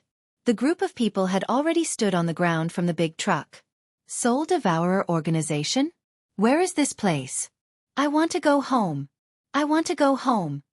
Seeing that the foreign man could speak Chinese, a girl shook her head and screamed. She was so scared that her face turned green. Our Soul Devourer Organization is naturally an assassin organization, and this place is obviously the assassin training base of our organization. The foreign man, who was standing at the front, explained to the crowd in fluent Chinese. After that, the foreign man bowed to the crowd and continued speaking in a very gentlemanly manner. And you are very honored to be trained as assassins of our Soul Devourer organization. My name is Jean. You can call me Jean. Coach. Okay, I like this title very much. As soon as Jean finished speaking, the girl who had been hiding in the corner saw that Jean was elegant and gentlemanly. She immediately begged for mercy. My mother is still waiting for me at home. Please let me go. You can catch them. You can do whatever you want with them. Just let me go, okay? I'll go back by myself. I promise I won't tell anyone about what happened here. The girl selfishly pointed at Yunjian and the rest and ran back after she finished speaking. Everyone was shocked. Who would have thought that the girl, who was still quite gentlemanly just now, would raise the pistol in her hand and shoot the girl who was trying to escape without giving the crowd any time to react? Blood splattered everywhere.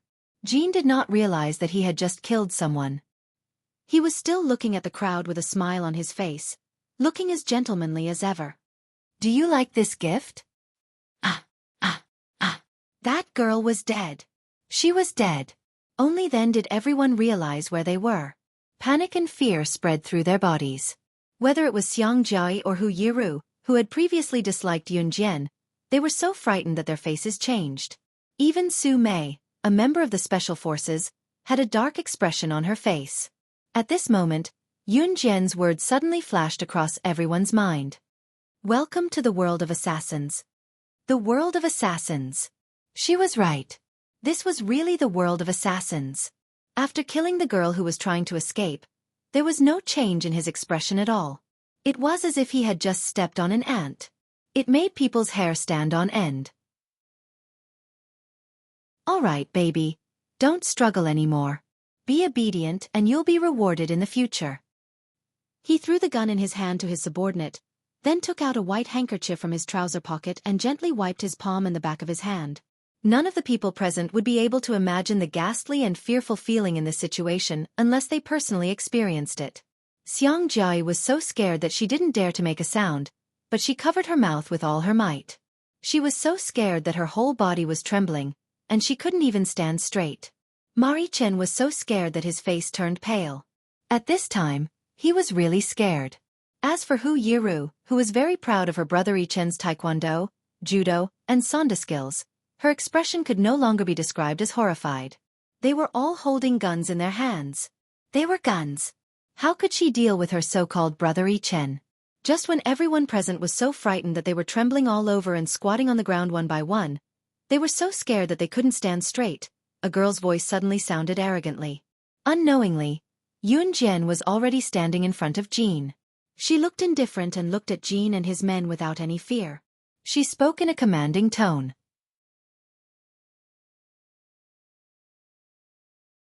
Chapter 1739.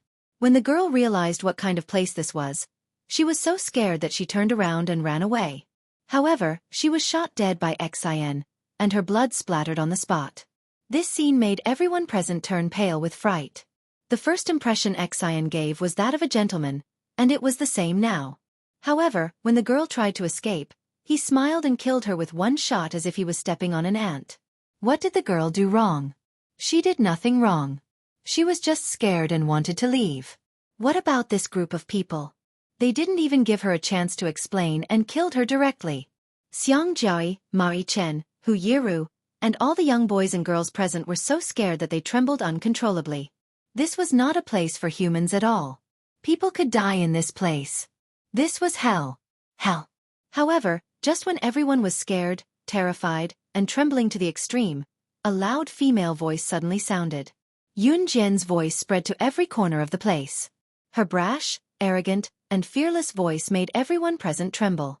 When they reacted, whether it was Xiang Jiai, Mari Chen, Hu Yiru, or the others, they were all dumbfounded. Was Yun Jian crazy? She actually talked to Xian, who killed a girl without batting an eyelid just now. Did she want to die? I'll give you 1 minute to get the leader of your spirit devourer to come out and see me. How could she say such words? Just now, the girl was killed just because she wanted to escape. By saying this, Yun Jian wanted to kill everyone present. Xiang Jiai's expression changed at the speed of light. Xiang Jiai originally had a problem with Yun Jian.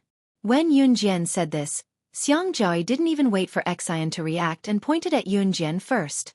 She's crazy. This has nothing to do with us. If you want to kill someone, kill her. Kill her. As Xiang Jiai spoke, she shrank into the crowd. Come back quickly. Hearing Yun Jian's words, Mari Chen lowered his voice and kindly called out to Yun Jian, asking her to come back quickly. When Hu Yiru, who was standing next to Mari Chen, heard his words, she quickly tugged at the corner of his clothes and whispered to him. Brother Chen, you're crazy. Whether she lives or dies is none of our business. Let her die. Just let her die. Just don't implicate us. Yun Jian narrowed her eyes and looked coldly at Xian, who was standing in front of her. The coldness of the god of slaughter emanating from her eyes made Xian feel terrified for no reason. He couldn't help looking at Yun Jian again. His intuition told him that this young lady was not to be trifled with. They were definitely not in cahoots with this group of abducted boys and girls. Xian suddenly grinned at Yun Jian. Then, under the creepy gaze of a large group of people in front of him, he pointed at one of his men and said to Yun Jian, "Young lady, you're very brave. This is my right-hand man, 025. If you kill 025, then you will take his place. Survive. As for them..." Xian glanced sideways at Xiang Jiai, Mari Chen, Hu Yiru, Su Mei, and the others, and continued, "As long as you kill 025, you can survive. Kill all of them." After that, a large group of men behind Xian pointed their machine guns at Xiang Jiai, Mari Chen, Hu Yiru, Su Mei, and the others. 025 was Xian's right-hand man. In the killer training camp, except for those with high status, everyone was called by a number once they entered. If Yun Jian, Xiang Jiai, and the others were to mingle in the killer training camp, only one could survive in the end. This was an unchanging law since ancient times. Therefore, as soon as Xian spoke, Xiang Jiai and the others were so scared that they retreated to the corner and dared not move. Yun Jian. How dare you? You. Xiang Jiai was afraid that Yun Jian would do it. However, just as Xiang Jiai said this, Yun Jian continued to speak. She looked at Xian and pointed at 025. "You want me to kill him?" "Yes, kill him, and his position will be yours." Xian continued to induce Yun Jian. Yun Jian was definitely a good seedling. Xian wanted to take Yun Jian for his own use. Obviously, Xian thought that Yun Jian was braver than ordinary people because of what she said before. In the killer world, if you were strong, you could take the other person's position if you killed him.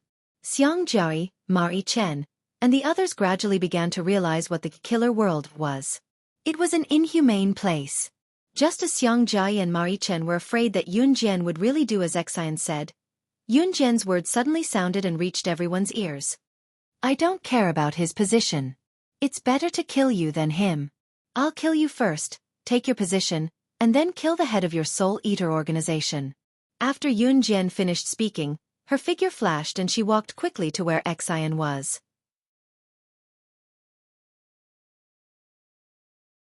Chapter 1740.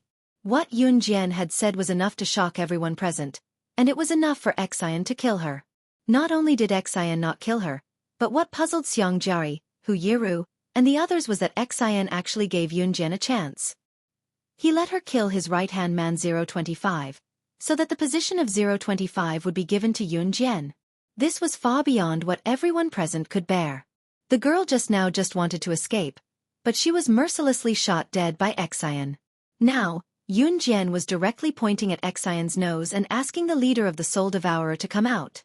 And Xian actually gave Yun Jian a chance. But what surprised everyone present was that Yun Jian did not want such a great opportunity. What she wanted was Xian's position. No. She wanted to destroy the Soul Devourer. The Soul Devourer.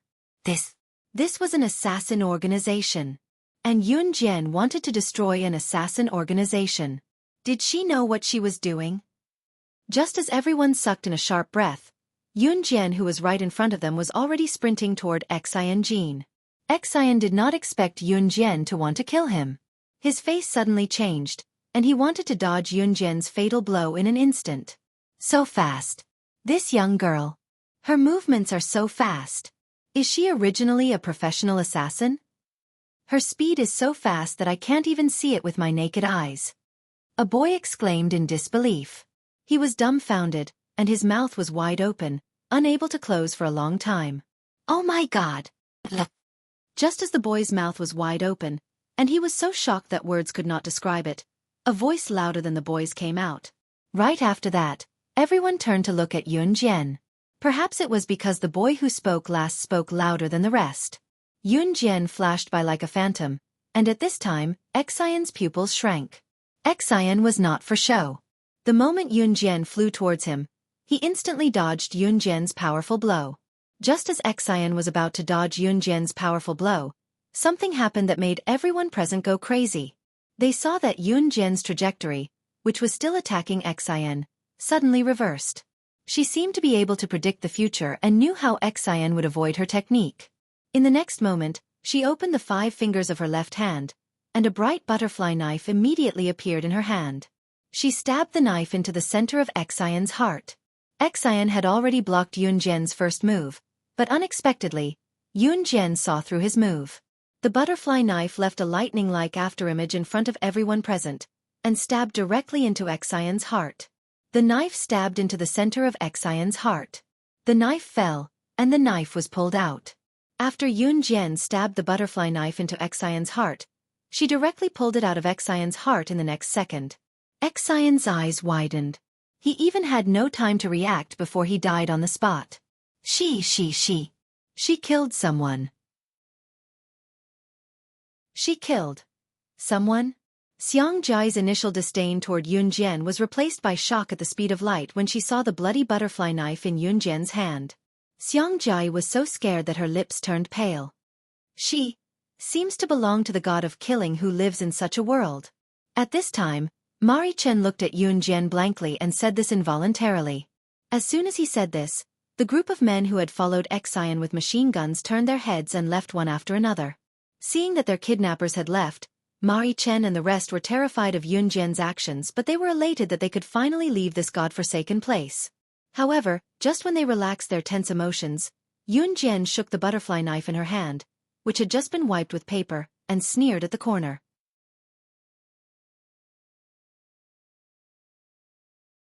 Chapter 1741. As soon as Yun Jian finished her words, Xiang Jia, Mari Chen, Hu Yiru, and Su Mei were obviously stunned. Yun Jian's words meant, who was hiding in the dark? Who was hiding in the dark? Su Mei knew Yun Jian's strength, so she did not say anything just now. She did not want to implicate Yun Jian. Now that Zhan's men had all run away, Su Mei finally spoke up.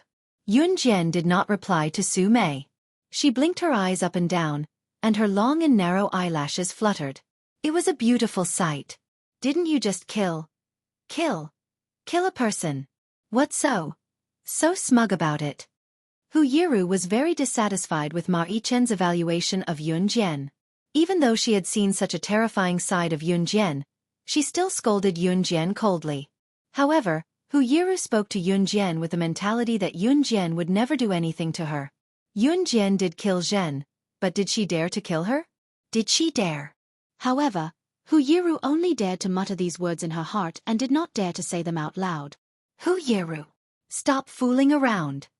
As soon as Hu Yiru finished speaking, Mari Chen suddenly stopped her with her full name and did not let her continue talking nonsense.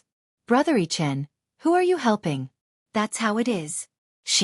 Hu Yiru thought that Yun Jian was pretending to be a ghost. There was clearly no one hiding in the dark, but Yun Jian still had to pretend that there was someone hiding in the dark. However, just as Hu Yiru said this, a strange male voice suddenly came from the dark. There was a trace of indescribable gloominess in the voice. This little girl is so capable. She actually killed the most powerful assassin of our spirit devourer's leader, Zhen. After this strange voice came out, a man wearing a black and gray robe walked out from the dark. He had a high nose bridge and a face that looked like a woman's, but the voice that came out of his mouth was that of a foreign man. Although this foreign man looked a little like a woman, as long as one was not blind, one could still tell his gender at a glance. The foreign man spoke extremely fluent Chinese. Coupled with his strange tone of voice, everyone present had a moment of panic. There was really someone hiding in the dark. Who was this foreign man who suddenly appeared? Your purpose. This foreign man had been standing in the dark and watching the situation here for a long time. Yun Jian had sensed his presence long ago, but she did not say it before. Now that they were in front of everyone, Yun Jian did not beat around the bush with the foreign man. She looked at him and said it nonchalantly. The foreign man was slightly stunned. When he came to his senses, he pulled his lips and broke into an imperceptible smile. The foreign man immediately restrained his strange voice and returned to his normal tone. He looked at Yun Jian and said with a smile, I like to talk to smart little girls. He. The foreign man stopped laughing and looked at Yun Jian sideways.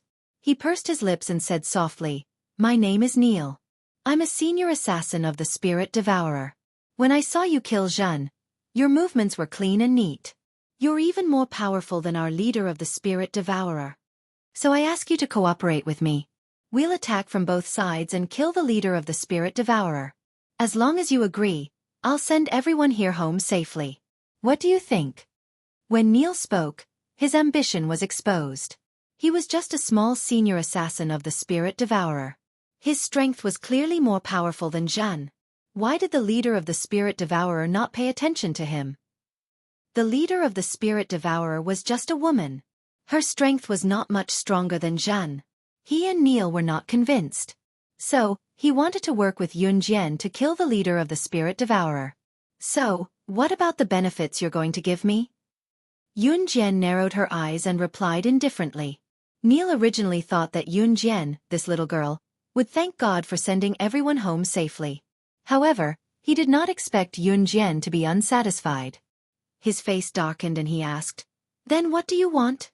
"I want half of the Spirit Devourer's forces to belong to me."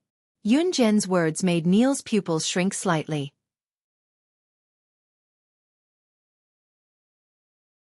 Chapter 1742. When the students standing around heard Yun Jian's words, they were all stunned. Yun Jian actually wanted the Soul Devourer's power. What did she want the Soul Devourer's power for? Jinier was also completely stunned. Jinier was stunned because Yun Jian's appetite was too big. Usually, when a girl of Yun Jian's age was captured and sent here, she would be thankful as long as she could be sent back safely. However, Yun Jian actually wanted half of the Soul Devourer's power. In fact, Jinier did not know that Yun Jian usually did not want half of the organization's power, but the entire organization. Usually, when Yun Jian took a liking to someone, she would poach the person and the organization under her name. Now, she wanted half of the Soul Devourer's power for two reasons. First, she did not like Jinier. Jinier was too murderous.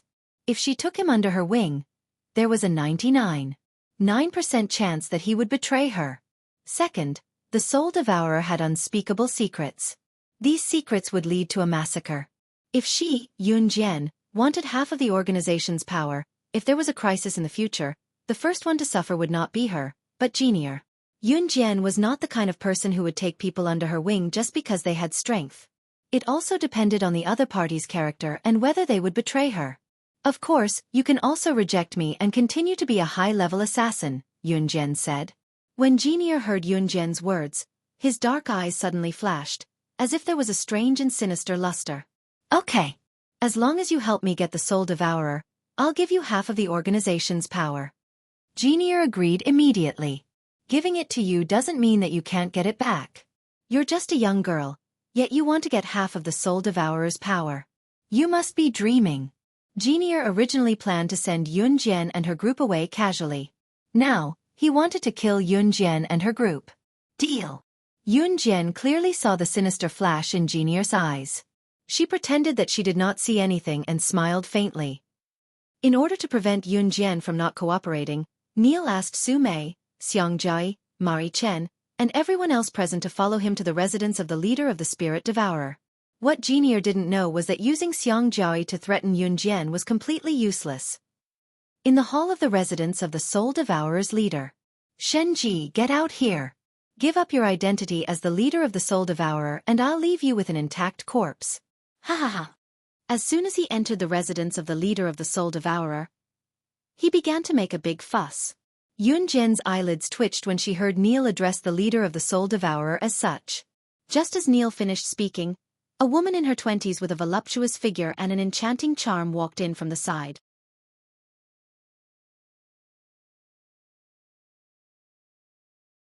Chapter 1743. Shen Ji was a very competitive woman. Apart from that, she was also very ambitious. Like Mad Dragon, Shen Ji was an agent of the Enhun organization. Out of the thousands of people who had been trained by the Enhun organization with Yun Jian, only 3 had survived. Yun Jian was without a doubt the strongest of them all. Shen Ji and Mad Dragon were on par with each other.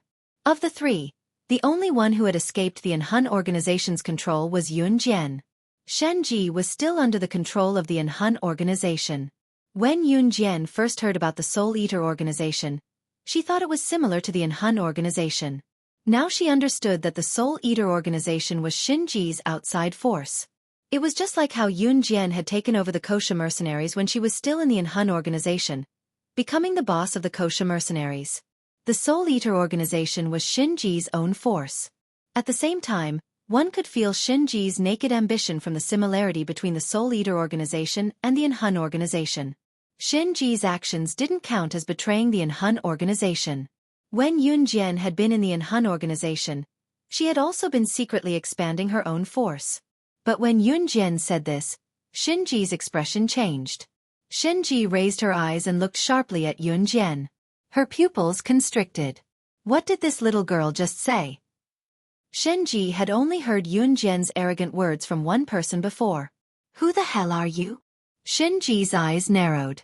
She looked at Yun Jian, her expression changing rapidly. Shenji wasn't a weakling. She had been able to come out of the Enhun organization alive. She wasn't simple at all. In spite of it, Shenji had only heard Yun Jian's arrogant words from the person he was the most unyielding and most fearful of in his life. When Neil saw Shenji's reaction, he was even more shocked. Yun Jian could actually make Shenji, who usually didn't show her emotions on her face, so shocked. Who the hell was she? Xiang Jiayi, Ma Yichen, and Hu Yiru, who were standing around, were dumbfounded. Yun Jian, do you know her? Ma Yichen asked the question that was on everyone's mind. Did Yun Jian know Shenji? Brother Yichen, can't you tell? She was just pretending. He was the leader of the Soul Devourer. Who does she think she is? Don't you know what shame is? When Hu Yiru saw Ma Yichen looking at Yun Jian in horror, she was upset again. Thus, she followed up with Ma Yichen's words. Exactly.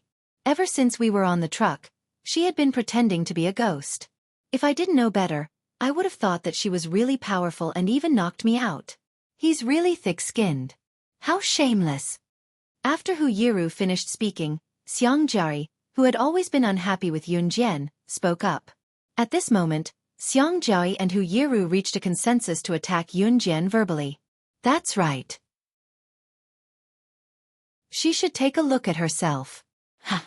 Hu Yiru heard Xiang Jiayi's words and followed up. Just as she finished speaking, everyone saw Yun Jian look straight into Shenji's eyes without fear. She ignored Xiang Jiayi and Hu Yiru's words and replied to Shenji with a cold smile. We've been in the Enhun group for more than 10 years. You've tried to assassinate me 309 times in front of me and 109 times behind my back. Every time, you've lost and left in a sorry state. Shenji, you actually didn't recognize me? There was a slight sneer in Yun Jian's words, but everyone heard them clearly. Shenji's pupils constricted at the speed everyone could see clearly. She then confirmed Yun Jian's identity right in front of Xiang Jiayi, Hu Yiru, Ma Yichen, and everyone else. She exclaimed at Yun Jian, Yun Jian, you're the one who saved me.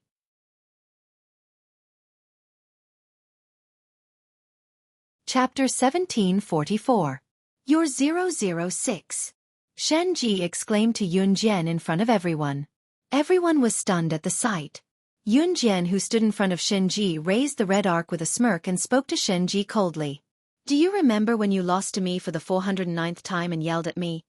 I'll remember you even if you turn into ashes? 095.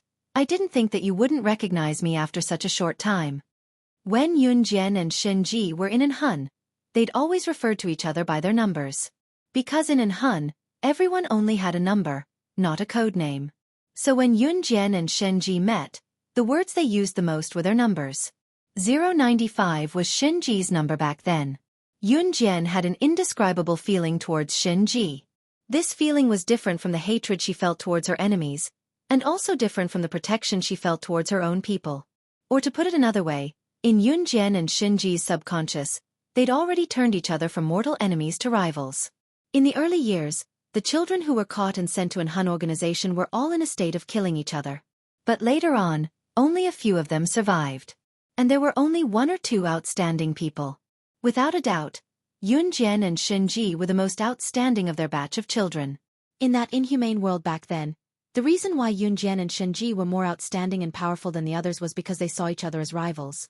They wanted nothing more than to surpass each other, or to stand at a position where no one could touch them. If a person could meet a rival, that was without a doubt a very lucky thing. Because when you see someone who's as strong as you as a rival, you'll do your best to climb up. When you reach the highest point, you'll look back and realize that you're already standing at a position where ordinary people can never touch you. Yun Jian and Shen Ji had been like this back in Anhun, encouraging each other. But neither of them would reveal this relationship. Therefore, even though Yun Jian and Shen Ji were women, they were able to trample over the so-called stronger men and become one of the 3 people who walked out of Anhun alive. This was why Yun Jian had revealed her identity to Shen Ji as soon as she saw him. Yun Jian and Shen Ji's conversation attracted everyone's attention. This was especially true for Xiang Jia and Hu Yiru. Just now, the 2 of them had criticized Yun Jian for being so pretentious. Now, their expressions were extremely ugly. Xiang Jia knew that Yun Jian was a guest at Luo Berry's house.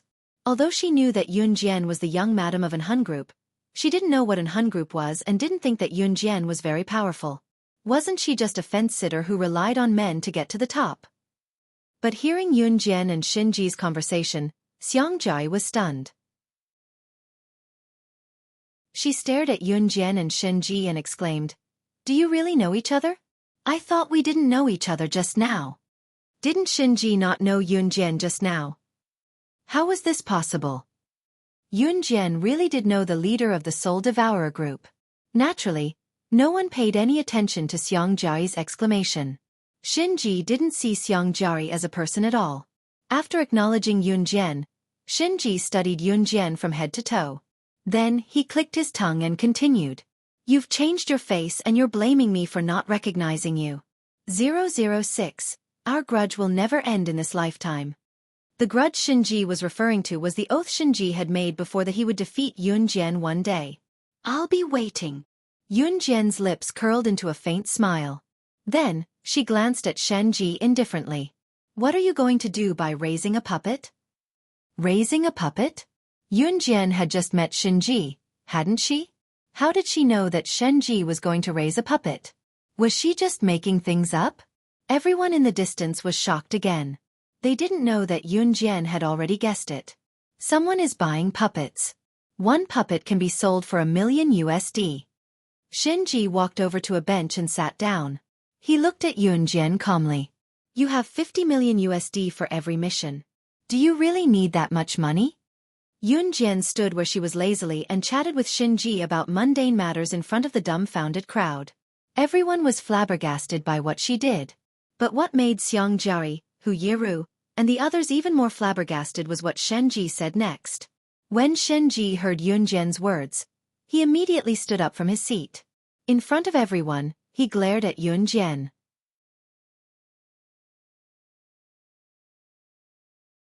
Chapter 1745. All professional assassins and agents had a price tag when they went on missions. Also, assassins and agents usually made deals through the assassin website. Yun Jian had logged into the assassin website before. Every assassin or agent had their own account on the official assassin website. Usually, when they accepted missions, they would do business on the special agent killer website. Yun Jian and Shen Ji used to be assassins from Anhun. After they debuted, they had their own accounts on the assassin website. Their account names were their code names. The website would also evaluate the starting price of their missions based on their abilities and achievements. When Yun Jian and Shen Ji were first evaluated on the assassin website, their starting price was the same. But as the number of missions and success rates increased, the difference gradually widened. Now, Yun Jian's starting price for a mission had been raised to $100,000,000, while Shen Ji's starting price had been raised to $50,000,000. This starting price was the official price given by the website after evaluating an assassin or agent. Shen Ji wasn't weak. She might not be as strong as Yun Jian, but she was only slightly weaker than Yun Jian. But the official price given by the assassin website for Yun Jian was 2 times higher than Shen Ji's. This was why Shen Ji wasn't convinced. Yun Jian and Shen Ji's conversation was very normal. To Yun Jian and Shen Ji, their conversation was as normal as eating and sleeping. But in the ears of the surrounding people, they were so scared that their souls almost fell out. When Yun Jian said that Shen Ji's starting price for a mission was $50,000,000, Xiang Jia, Hu Yiru, and Ma Yichen's jaws almost dropped. What kind of mission is this? 50 million USD? 50 million USD. If converted to RMB, wouldn't that be 300 million? 300 million. As long as Shen Ji went out on a mission, he would be richer than even Xiang Jai, who had been pampered since she was young, put all her money together. This series of words had already frightened Xiang Jai and the others so much that their faces turned pale. But what was worse was that Shen Ji said that Yun Jian could earn 100 million USD for a mission. That would be 600 million yuan if converted to RMB. Could it be that Yun Jian was also an assassin or a secret agent? She was actually so rich. Ma Yichen and Su Mei were startled by Shen Ji's revelation of Yun Jian's status. However, Xiang Jai was shocked.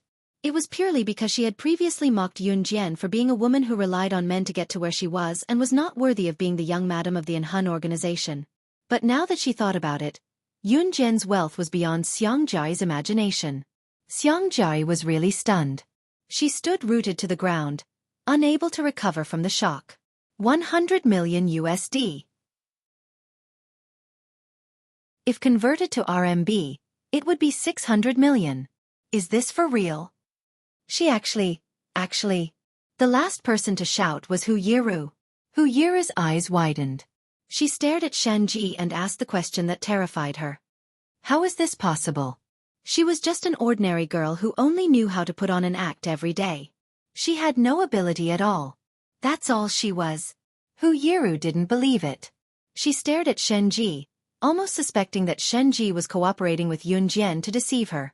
Whether it was Hu Yiru, Xiang Jai, or Ma Yichen, they were all high school students in their teens. Usually, they would gather together and brag about some powerful person they knew. That was already the limit of what they could do. However, Yun Jian was just like them. She was just a teenage girl.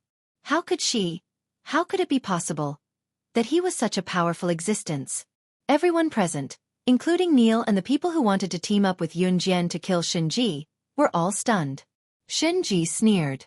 After laughing, she turned to look at Hu Yiru and the others, who had been left hanging for a long time. As if she had heard the funniest joke in the world, she sneered. This is the first time I've heard someone say that 006 is an ordinary girl. How interesting. If 006 is ordinary, are there any extraordinary people in this world?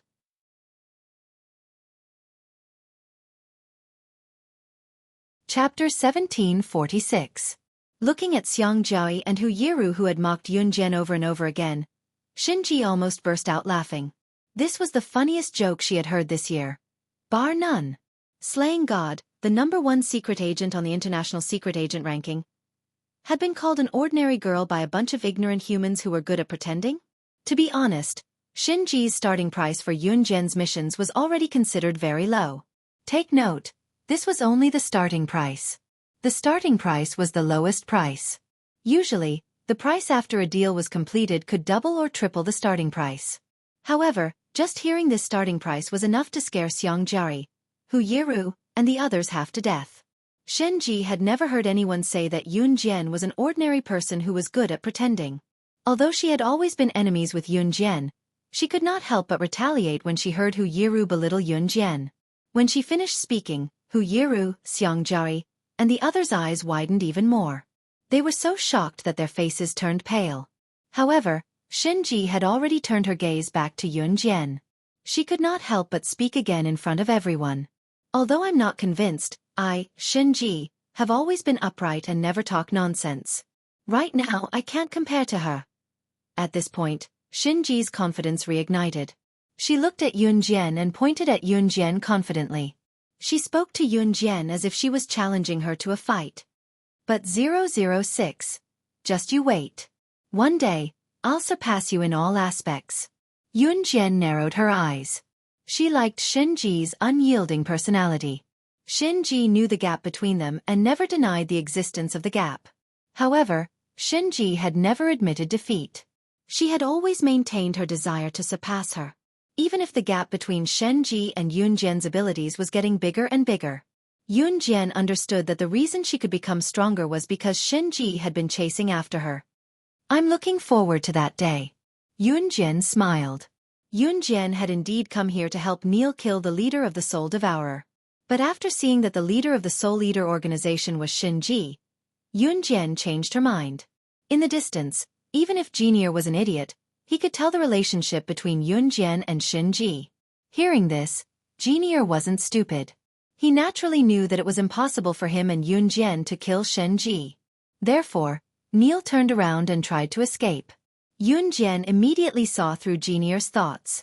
Her eyes darkened, and her red lips curled into a smile as she spoke to Shin Ji. Your subordinate has just formed an alliance with me. He wants to join forces with me to kill you. He also promised to give me half of the Soul Devourer organization's forces. That's a very attractive offer. Yun Jian didn't say it out loud, but anyone who wasn't stupid could tell that Yun Jian was trying to warn Shin Ji that the subordinate who had tried to betray him was about to escape. Jinier! Dang! When Shin Ji heard this, he was enraged.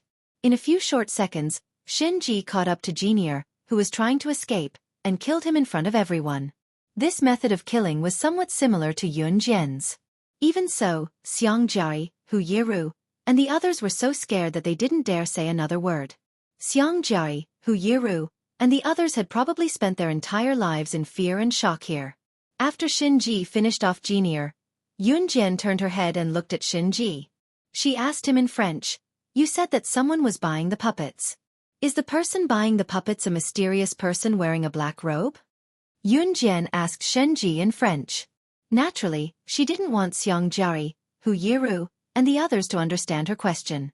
As expected when she said this, Xiang Jiari, who had just recovered from the shock of seeing Shin Ji kill Jinier, looked at Yun Jian and couldn't help but complain, "What kind of bird language is she blabbering on about?" Judging from her accent, she seems to be speaking the most standard French. As soon as Xiang Jiari spoke, a boy who'd only heard French before widened his eyes in shock. She can speak French. It's not hard to learn a foreign language, but to speak it so fluently, you'd have to learn it from elementary school to adulthood. The boy added.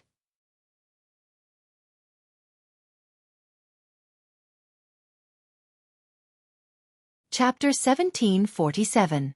Yun Jian did not find it strange that this group of people would make a fuss over something so trivial.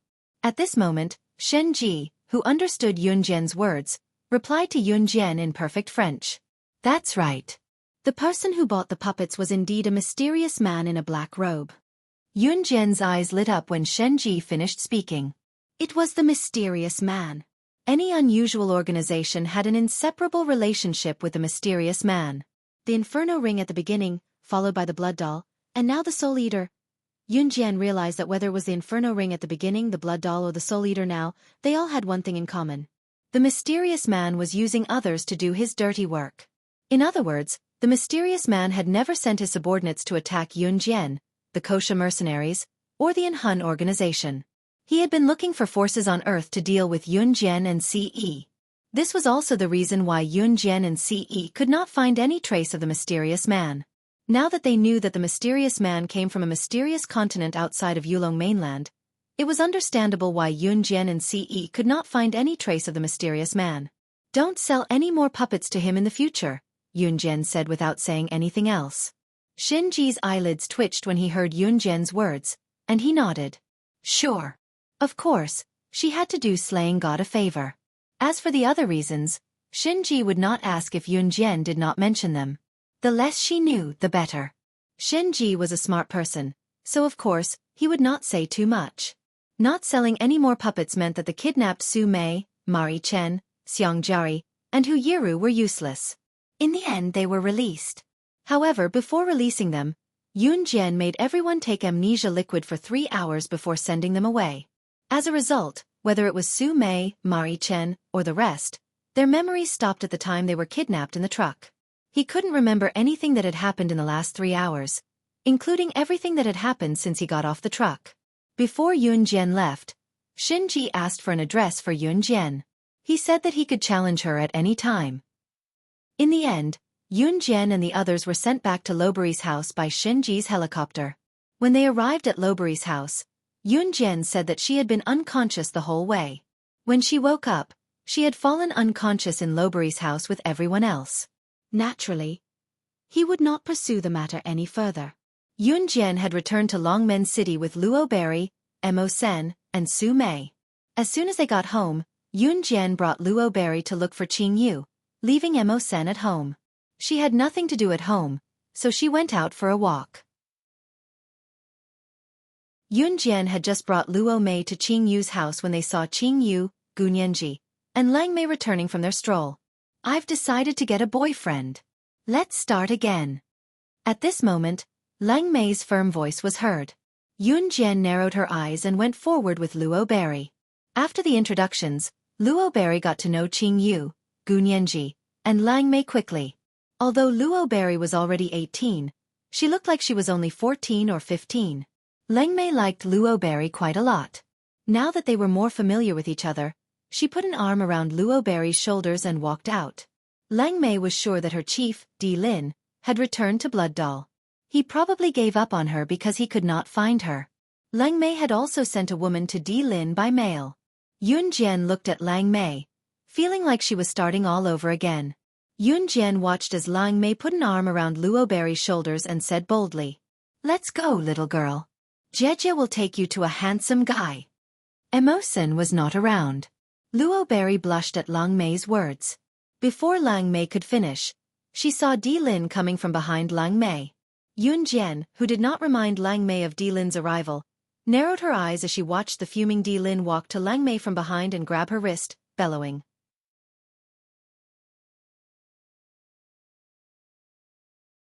Chapter 1748. Yun Jian, who was standing behind Lang Mei, saw Di Lin walking over from afar. She grabbed Lang Mei's hand and called out softly. Yun Jian smirked and gestured to Luo Mei, Qing Yu, and Gunyanji before turning to walk to Qing Yu's suite. Qing Yu and Gunyanji exchanged a look when Yun Jian left. They walked over to drag Luo Mei away and gave Lang Mei a do-as-you-see-fit expression before following Yun Jian upstairs with a smirk. Lang Mei, who had been confident that her Lord Chief would never look for her again, turned her head and saw Di Lin. She was so shocked that she jumped back. F***CK, F***CK, F***CK, Lord Chief, why are you here? Lang Mei's wrist was suddenly grabbed and she heard this familiar voice. She didn't react in time. She wanted to curse but she saw Di Lin's familiar face. Lang Mei stopped in her tracks and took a few steps back, almost tripping. Di Lin grabbed Lang Mei's hand with a dark expression. "Who do you want to F***CK? Di Lin grabbed Lang Mei's hand and spoke with a face that looked like he was about to tear her apart. She just told another girl that she wanted to hit on a handsome guy. Hit on a handsome guy? Who did she want to hit on? Who else did she want to be with other than him? Lord Chief, I was just talking nonsense.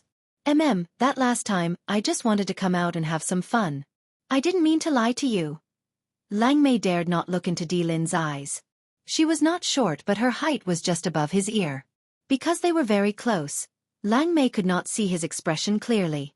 However, just as Lang Mei lowered her head, her eyes darting around as she tried to come up with a series of lies, Di Lin suddenly put a hand on Lang Mei's waist and pulled her close to him. Lang Mei was stunned. In the next second, a handsome face enlarged in front of her eyes. It was Di Lin who bent over and kissed her on the lips. Lang Mei was dumbfounded. Her eyes suddenly widened. She was so shocked that she could not use words to describe it. This was the first time Di Lin took the initiative to kiss her. Lang Mei had always thought that she was just a mistress in Di Lin's heart, a dispensable tool for him to vent. In the past, it was always Lang Mei who took the initiative to kiss Di Lin. Di Lin would never avoid her, but there was no way he would kiss her or kiss her back. That was impossible.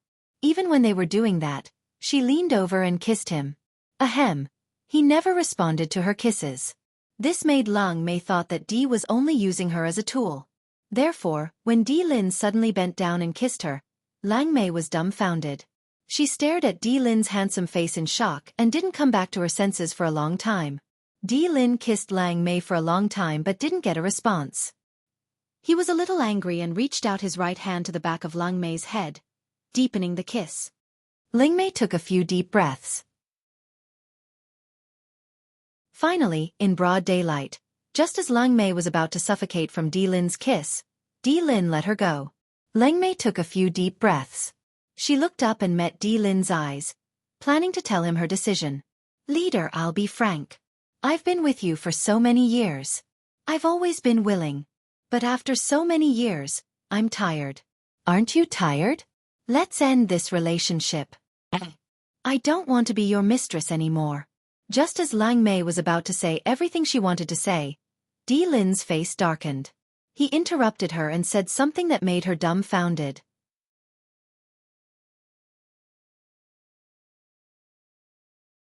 Chapter 1749. I love you, that's why I forced you to be my woman.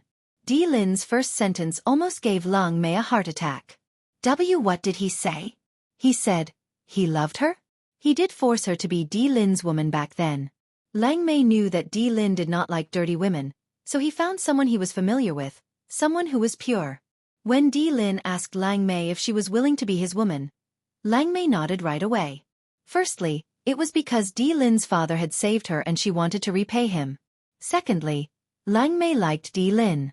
However, Lang Mei knew that Di Lin did not like her when she first started following him. She never thought that he would like her one day. It had been so many years. Sometimes, Lang Mei wanted a home of her own. She did not want to be a tool for others to vent their frustrations. Lang Mei was sure that Di Lin did not love her, so she mustered up the courage to say what she said. She thought that Di Lin would let her go if she said what she said. However, Lang Mei never thought that Di Lin would say that he loved her. What surprised Lang Mei even more was, he said that he loved her, that's why he forced her to be his woman back then. Did this mean that he loved her from the beginning? There was too much information in these words, causing Lang Mei to be completely stunned. Lang Mei dared not dream of being loved by the great chief. Looking at Lang Mei's adorable dumbfounded expression, Di Lin smirked. He grabbed Lang Mei and dragged her away. She dared to hide from him these days. Good. Very good. This trip back would take 10 days and 10 nights, not a day less. In Qing Yu's house, on the sofa in the living room, Yun Jian rested her hands lazily on the sofa, blinking.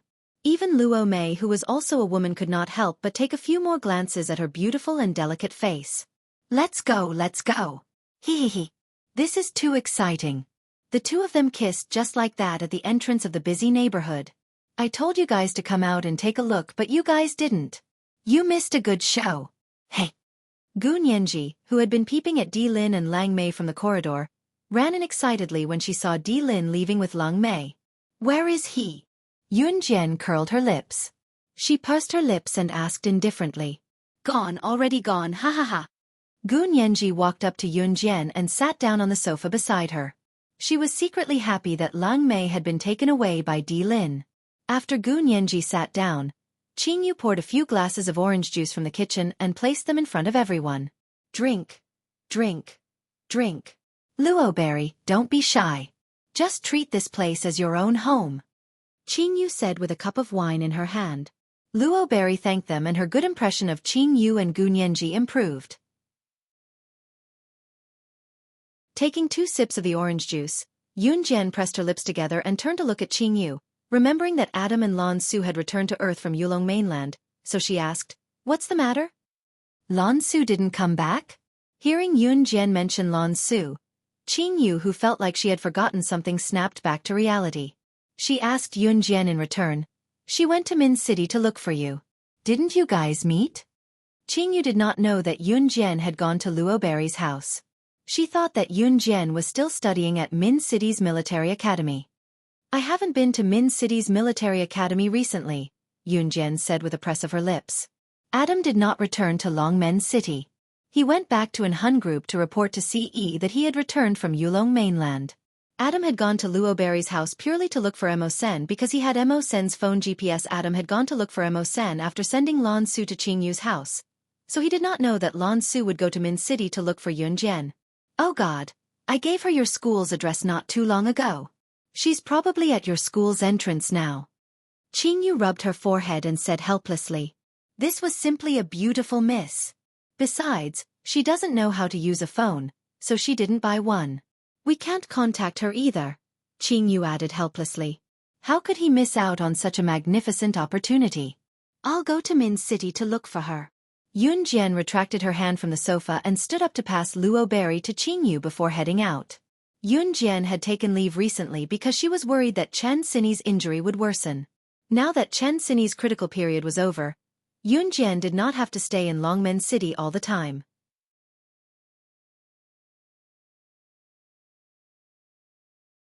Chapter 1750. Lan Su dawdled at the entrance of Min City's military academy for almost an hour. When the guard saw that she was really here to look for someone, he had Lan Su sign a name on the registration form for outsiders and let her in. This was because Lan Su was from the Yulong continent. People from the Yulong continent usually lived up to 1,000 years. Ordinary people could live up to 1,000 years. It was not unusual for people like Lan Su to live up to 10,000 years. Cultivators with powerful spiritual power could even achieve immortality. Of course, other than those freaks in the deity continent, cultivators who could achieve immortality were just legends in the Yulong continent. To Lan Su and the others, time was the least valuable thing. Therefore, when the guard did not let her into Min City's military academy to look for Yun Jian, Lan Su had waited at the entrance for a whole hour. Lan Su was not flustered even after an hour of waiting. She had planned to wait for Yun Jian to come to Min City's military academy after class. In the end, the god could not stand it any longer and let her in. Min City's military academy paid special attention to outsiders because the students in the school were usually the future pillars of the country. Lan Su knew which class Yun Jian was in. Qingyu had told her before, so Lan Su headed straight to Year 1-2. Just as she reached Year 1-2's classroom, Lan Su stood at the door and looked around. She frowned in suspicion when she did not see Yun Jian. At this moment, a pretty girl walked past Lan Su. She saw that Lan Su had been waiting for quite a while, so she looked at Lan Su and asked, "Classmate, who are you looking for? Do you need me to call that person out for you?" "Year 1-2's Yun Jian," Lan Su answered the kind girl. "Yun Jian, she's been." The girl was about to reply to Lan Su when she was pushed aside by a fierce figure. After the fierce figure pushed the girl away, she pushed her into the classroom and spoke to Lan Su first. "I know where Yun Jian is now. I'm taking leave to go home now. I'll bring you to her. She's not in school." "Thank you," Lan Su thanked her politely. "Are you really Yun Jian's friend?" Looking at Lan Su's innocent and naive demeanor, the owner of the ferocious figure who had bumped into the girl just now was Lin Shuya, who had always been at odds with Yun Jian. Her eyes darted around as she asked Lan Su again in a reassuring tone. "Yes," Lan Su answered simply. Okay. Come with me. I've just taken leave to go home. I'll bring you to Yun Jian now." Lin Shuya scoffed inwardly and led Lan Su out of the school gate.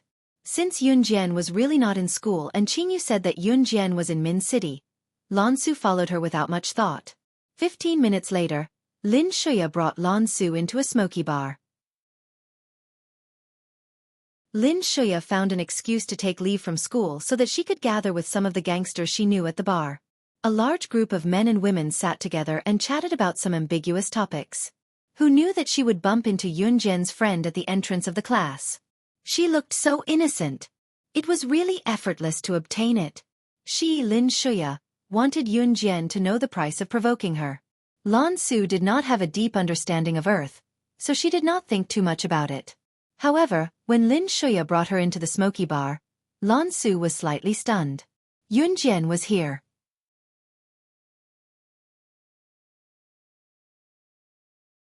Chapter 1751. Lin Shuya couldn't wait to frame Lan Su, so she urged her. When Lan Su heard this, her eyes flashed slightly, but she listened to Lin Shuya's words and walked into the noisy smoky bar. Here. I'm in school. I'm good friends with Yun Jian. She's amazing. Previously, she won first place in the wilderness survival event during military training. Today, we agreed to take leave together and come here to play. Lin Shuya was afraid that Lan Su wouldn't believe her, so she instilled in Lan Su that she knew Yun Jian and was good friends with Yun Jian. Lan Su was skeptical, but she didn't say anything. She followed Lin Shuya into the private room of the bar. The bar was very noisy, and the violent sound made people's hearts jump. There were also differences in bars. There was a kind of bar that was more romantic. Generally, there were bartenders in the bar, and the bar would also invite a special band to sing. Another kind of bar was a place for urban men and women to relieve pressure after a busy day of work. This kind of bar was generally a place where men and women got to know each other and talked. Moreover, the rock music was set to be particularly loud. When people stood in the bar, they could feel their hearts and bodies being shaken. Generally, the latter was a more chaotic place. It was also a place where one-night stands or things like being drugged often happened. Lin Shuya brought Lan Su to a more chaotic bar. As soon as he entered the bar, he could smell a strong scent of perfume, or perhaps it was some kind of smell that could make people excited. Lin Shuya brought Lan Su around the noisy bar and came to a private room. As soon as she entered the private room of the bar, the noisy and chaotic sound in the private room made Lan Su frown slightly. In the private room, there was a large group of men and women hugging each other. Some men even boldly placed their hands on the women's thighs and stroked them. Lan Su's appearance was outstanding, so as soon as she entered the private room, she immediately attracted the fiery gazes of the men in the private room. Yo, Sister Shuya, this is? Immediately, a few punks came over and looked at Lan Su with malicious eyes. She's a friend of my friend Yun Jian. Brother Jia, where did Yun Jian go? Why don't I see her? Lin Shuya saw that the man in front of her was sizing up Lan Su with his lecherous eyes for a few moments, so she winked at the man called Brother Jia a few times and said. Jia saw at a glance that Lin Shuya was lying to Lan Su. So Jia immediately, Lin Shuya's to continue to bluff Lan Su. Sister Yun's sister just went out to buy some water, and we'll be back in a while. Don't worry, it's yours first time coming here, right? Sit on the sofas Titus, S-teat, S-S's, T-sit. Lan Su didn't refuse. After a while, Jie walked to Lan Su with a glass of juice. He smiled at Lan Su. Sister, I see that it's your first time coming to a bar. Don't drink with them. Drink a glass of juice to quench your thirst. Your friend will be back soon. At this time Lin Shuya, who was sitting next to Lan Su, also said, Jie told you to drink 2 sips, so drink 2 sips. I'm going out to look for Yun Jian. I don't know what she's doing. Why hasn't she come back yet? With that, Lin Shuya pretended to leave the hotel's private room. Lan Su put the juice halfway to her mouth and smelled the smell of the drug in the juice, but she didn't expose it and drank it in one gulp. Didn't anyone tell them that she was the same as her family's sorcerer god? They both had a physique that was immune to poison. However, Lan Su still fainted symbolically. Lin Shuya, who was standing outside the private room, saw that Lan Su had fainted so quickly. She quickly walked into the room from outside the private room and stopped pretending. She directly tore off her hypocritical mask, pointed at Lan Su, and said to the men in the room, I'll give you a gift. Turn the sound in our private room to the maximum. You can do whatever you want with this woman. Just don't kill her. I'll guard outside for you. Hurry up. As soon as Lin Shuya finished speaking, a man immediately pulled off his belt with a cheer. The sound in the private room was very loud. It wasn't the first time this group of men had done something like letting a large group of men take turns with a young girl. Lin Shuya was even more confident that she could destroy Yun Jian's friend, Lan Su. This is beautiful. Qu'est-ce que c'est? Brothers, last time those women were all first. This time, I have to go first. As Brother Jie spoke, he took off his pants without any shame, leaving only a pair of pure black underwear. With a wretched smile on his face, he walked towards the unconscious Lan Su. The people around all cheered with an "oh," all of them treating it as if they were watching a show. However, just as Brother Jie was about to reach Lan Su and was 3 meters away from Lan Su, the door of the private room was suddenly kicked open. Lin Shuya, who hadn't walked out of the door yet, was so scared that she took 2 steps back. Outside the door, a petite but slender young girl stopped and entered. When they saw the young girl who suddenly entered, the eyes of the people around them lit up. This young girl was so beautiful. But before the people present could exclaim, they saw Yun Jian, who had just entered the room, coldly looking at the scene. She saw Brother Jie walk towards the unconscious Lan Su, and didn't even raise his eyes before a knife flew out. The knife followed the trajectory and accurately stabbed Brother Jie, who was only wearing a pair of underwear. The knife chopped off Brother Jie's manhood on the spot in front of everyone. Seeing this, the faces of the people who were still laughing just now were instantly frightened to the extreme. She actually. Before they could think much, they heard a voice that was even more sinister and cold than the azure of hell.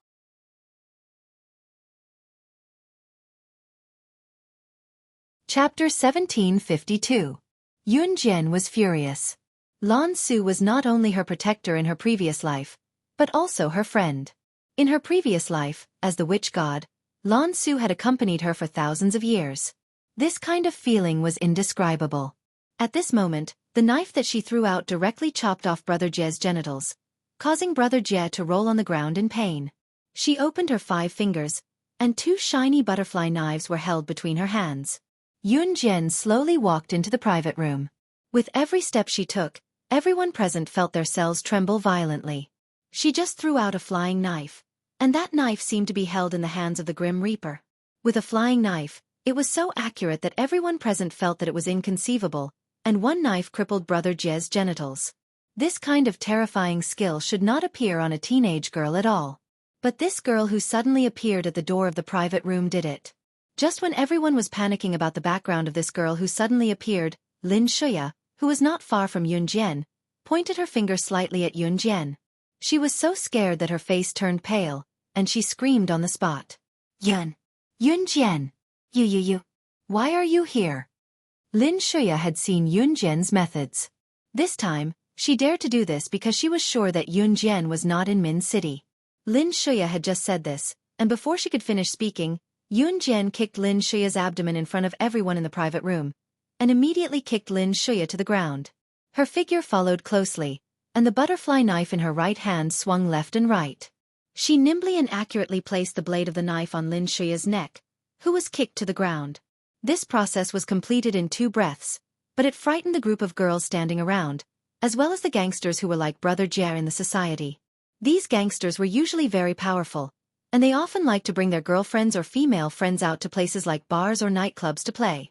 Usually, when a large group of people played together, they always liked to brag about things that they thought were very proud and arrogant, and then get a large group of girls to worship them, in order to show their holiness.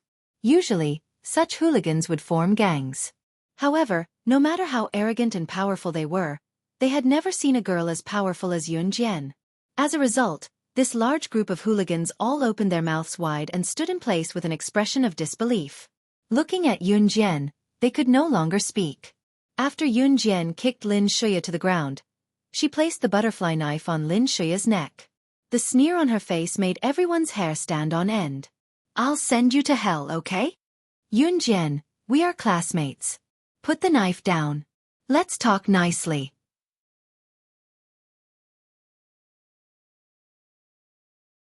Everything that happened just now was just a misunderstanding.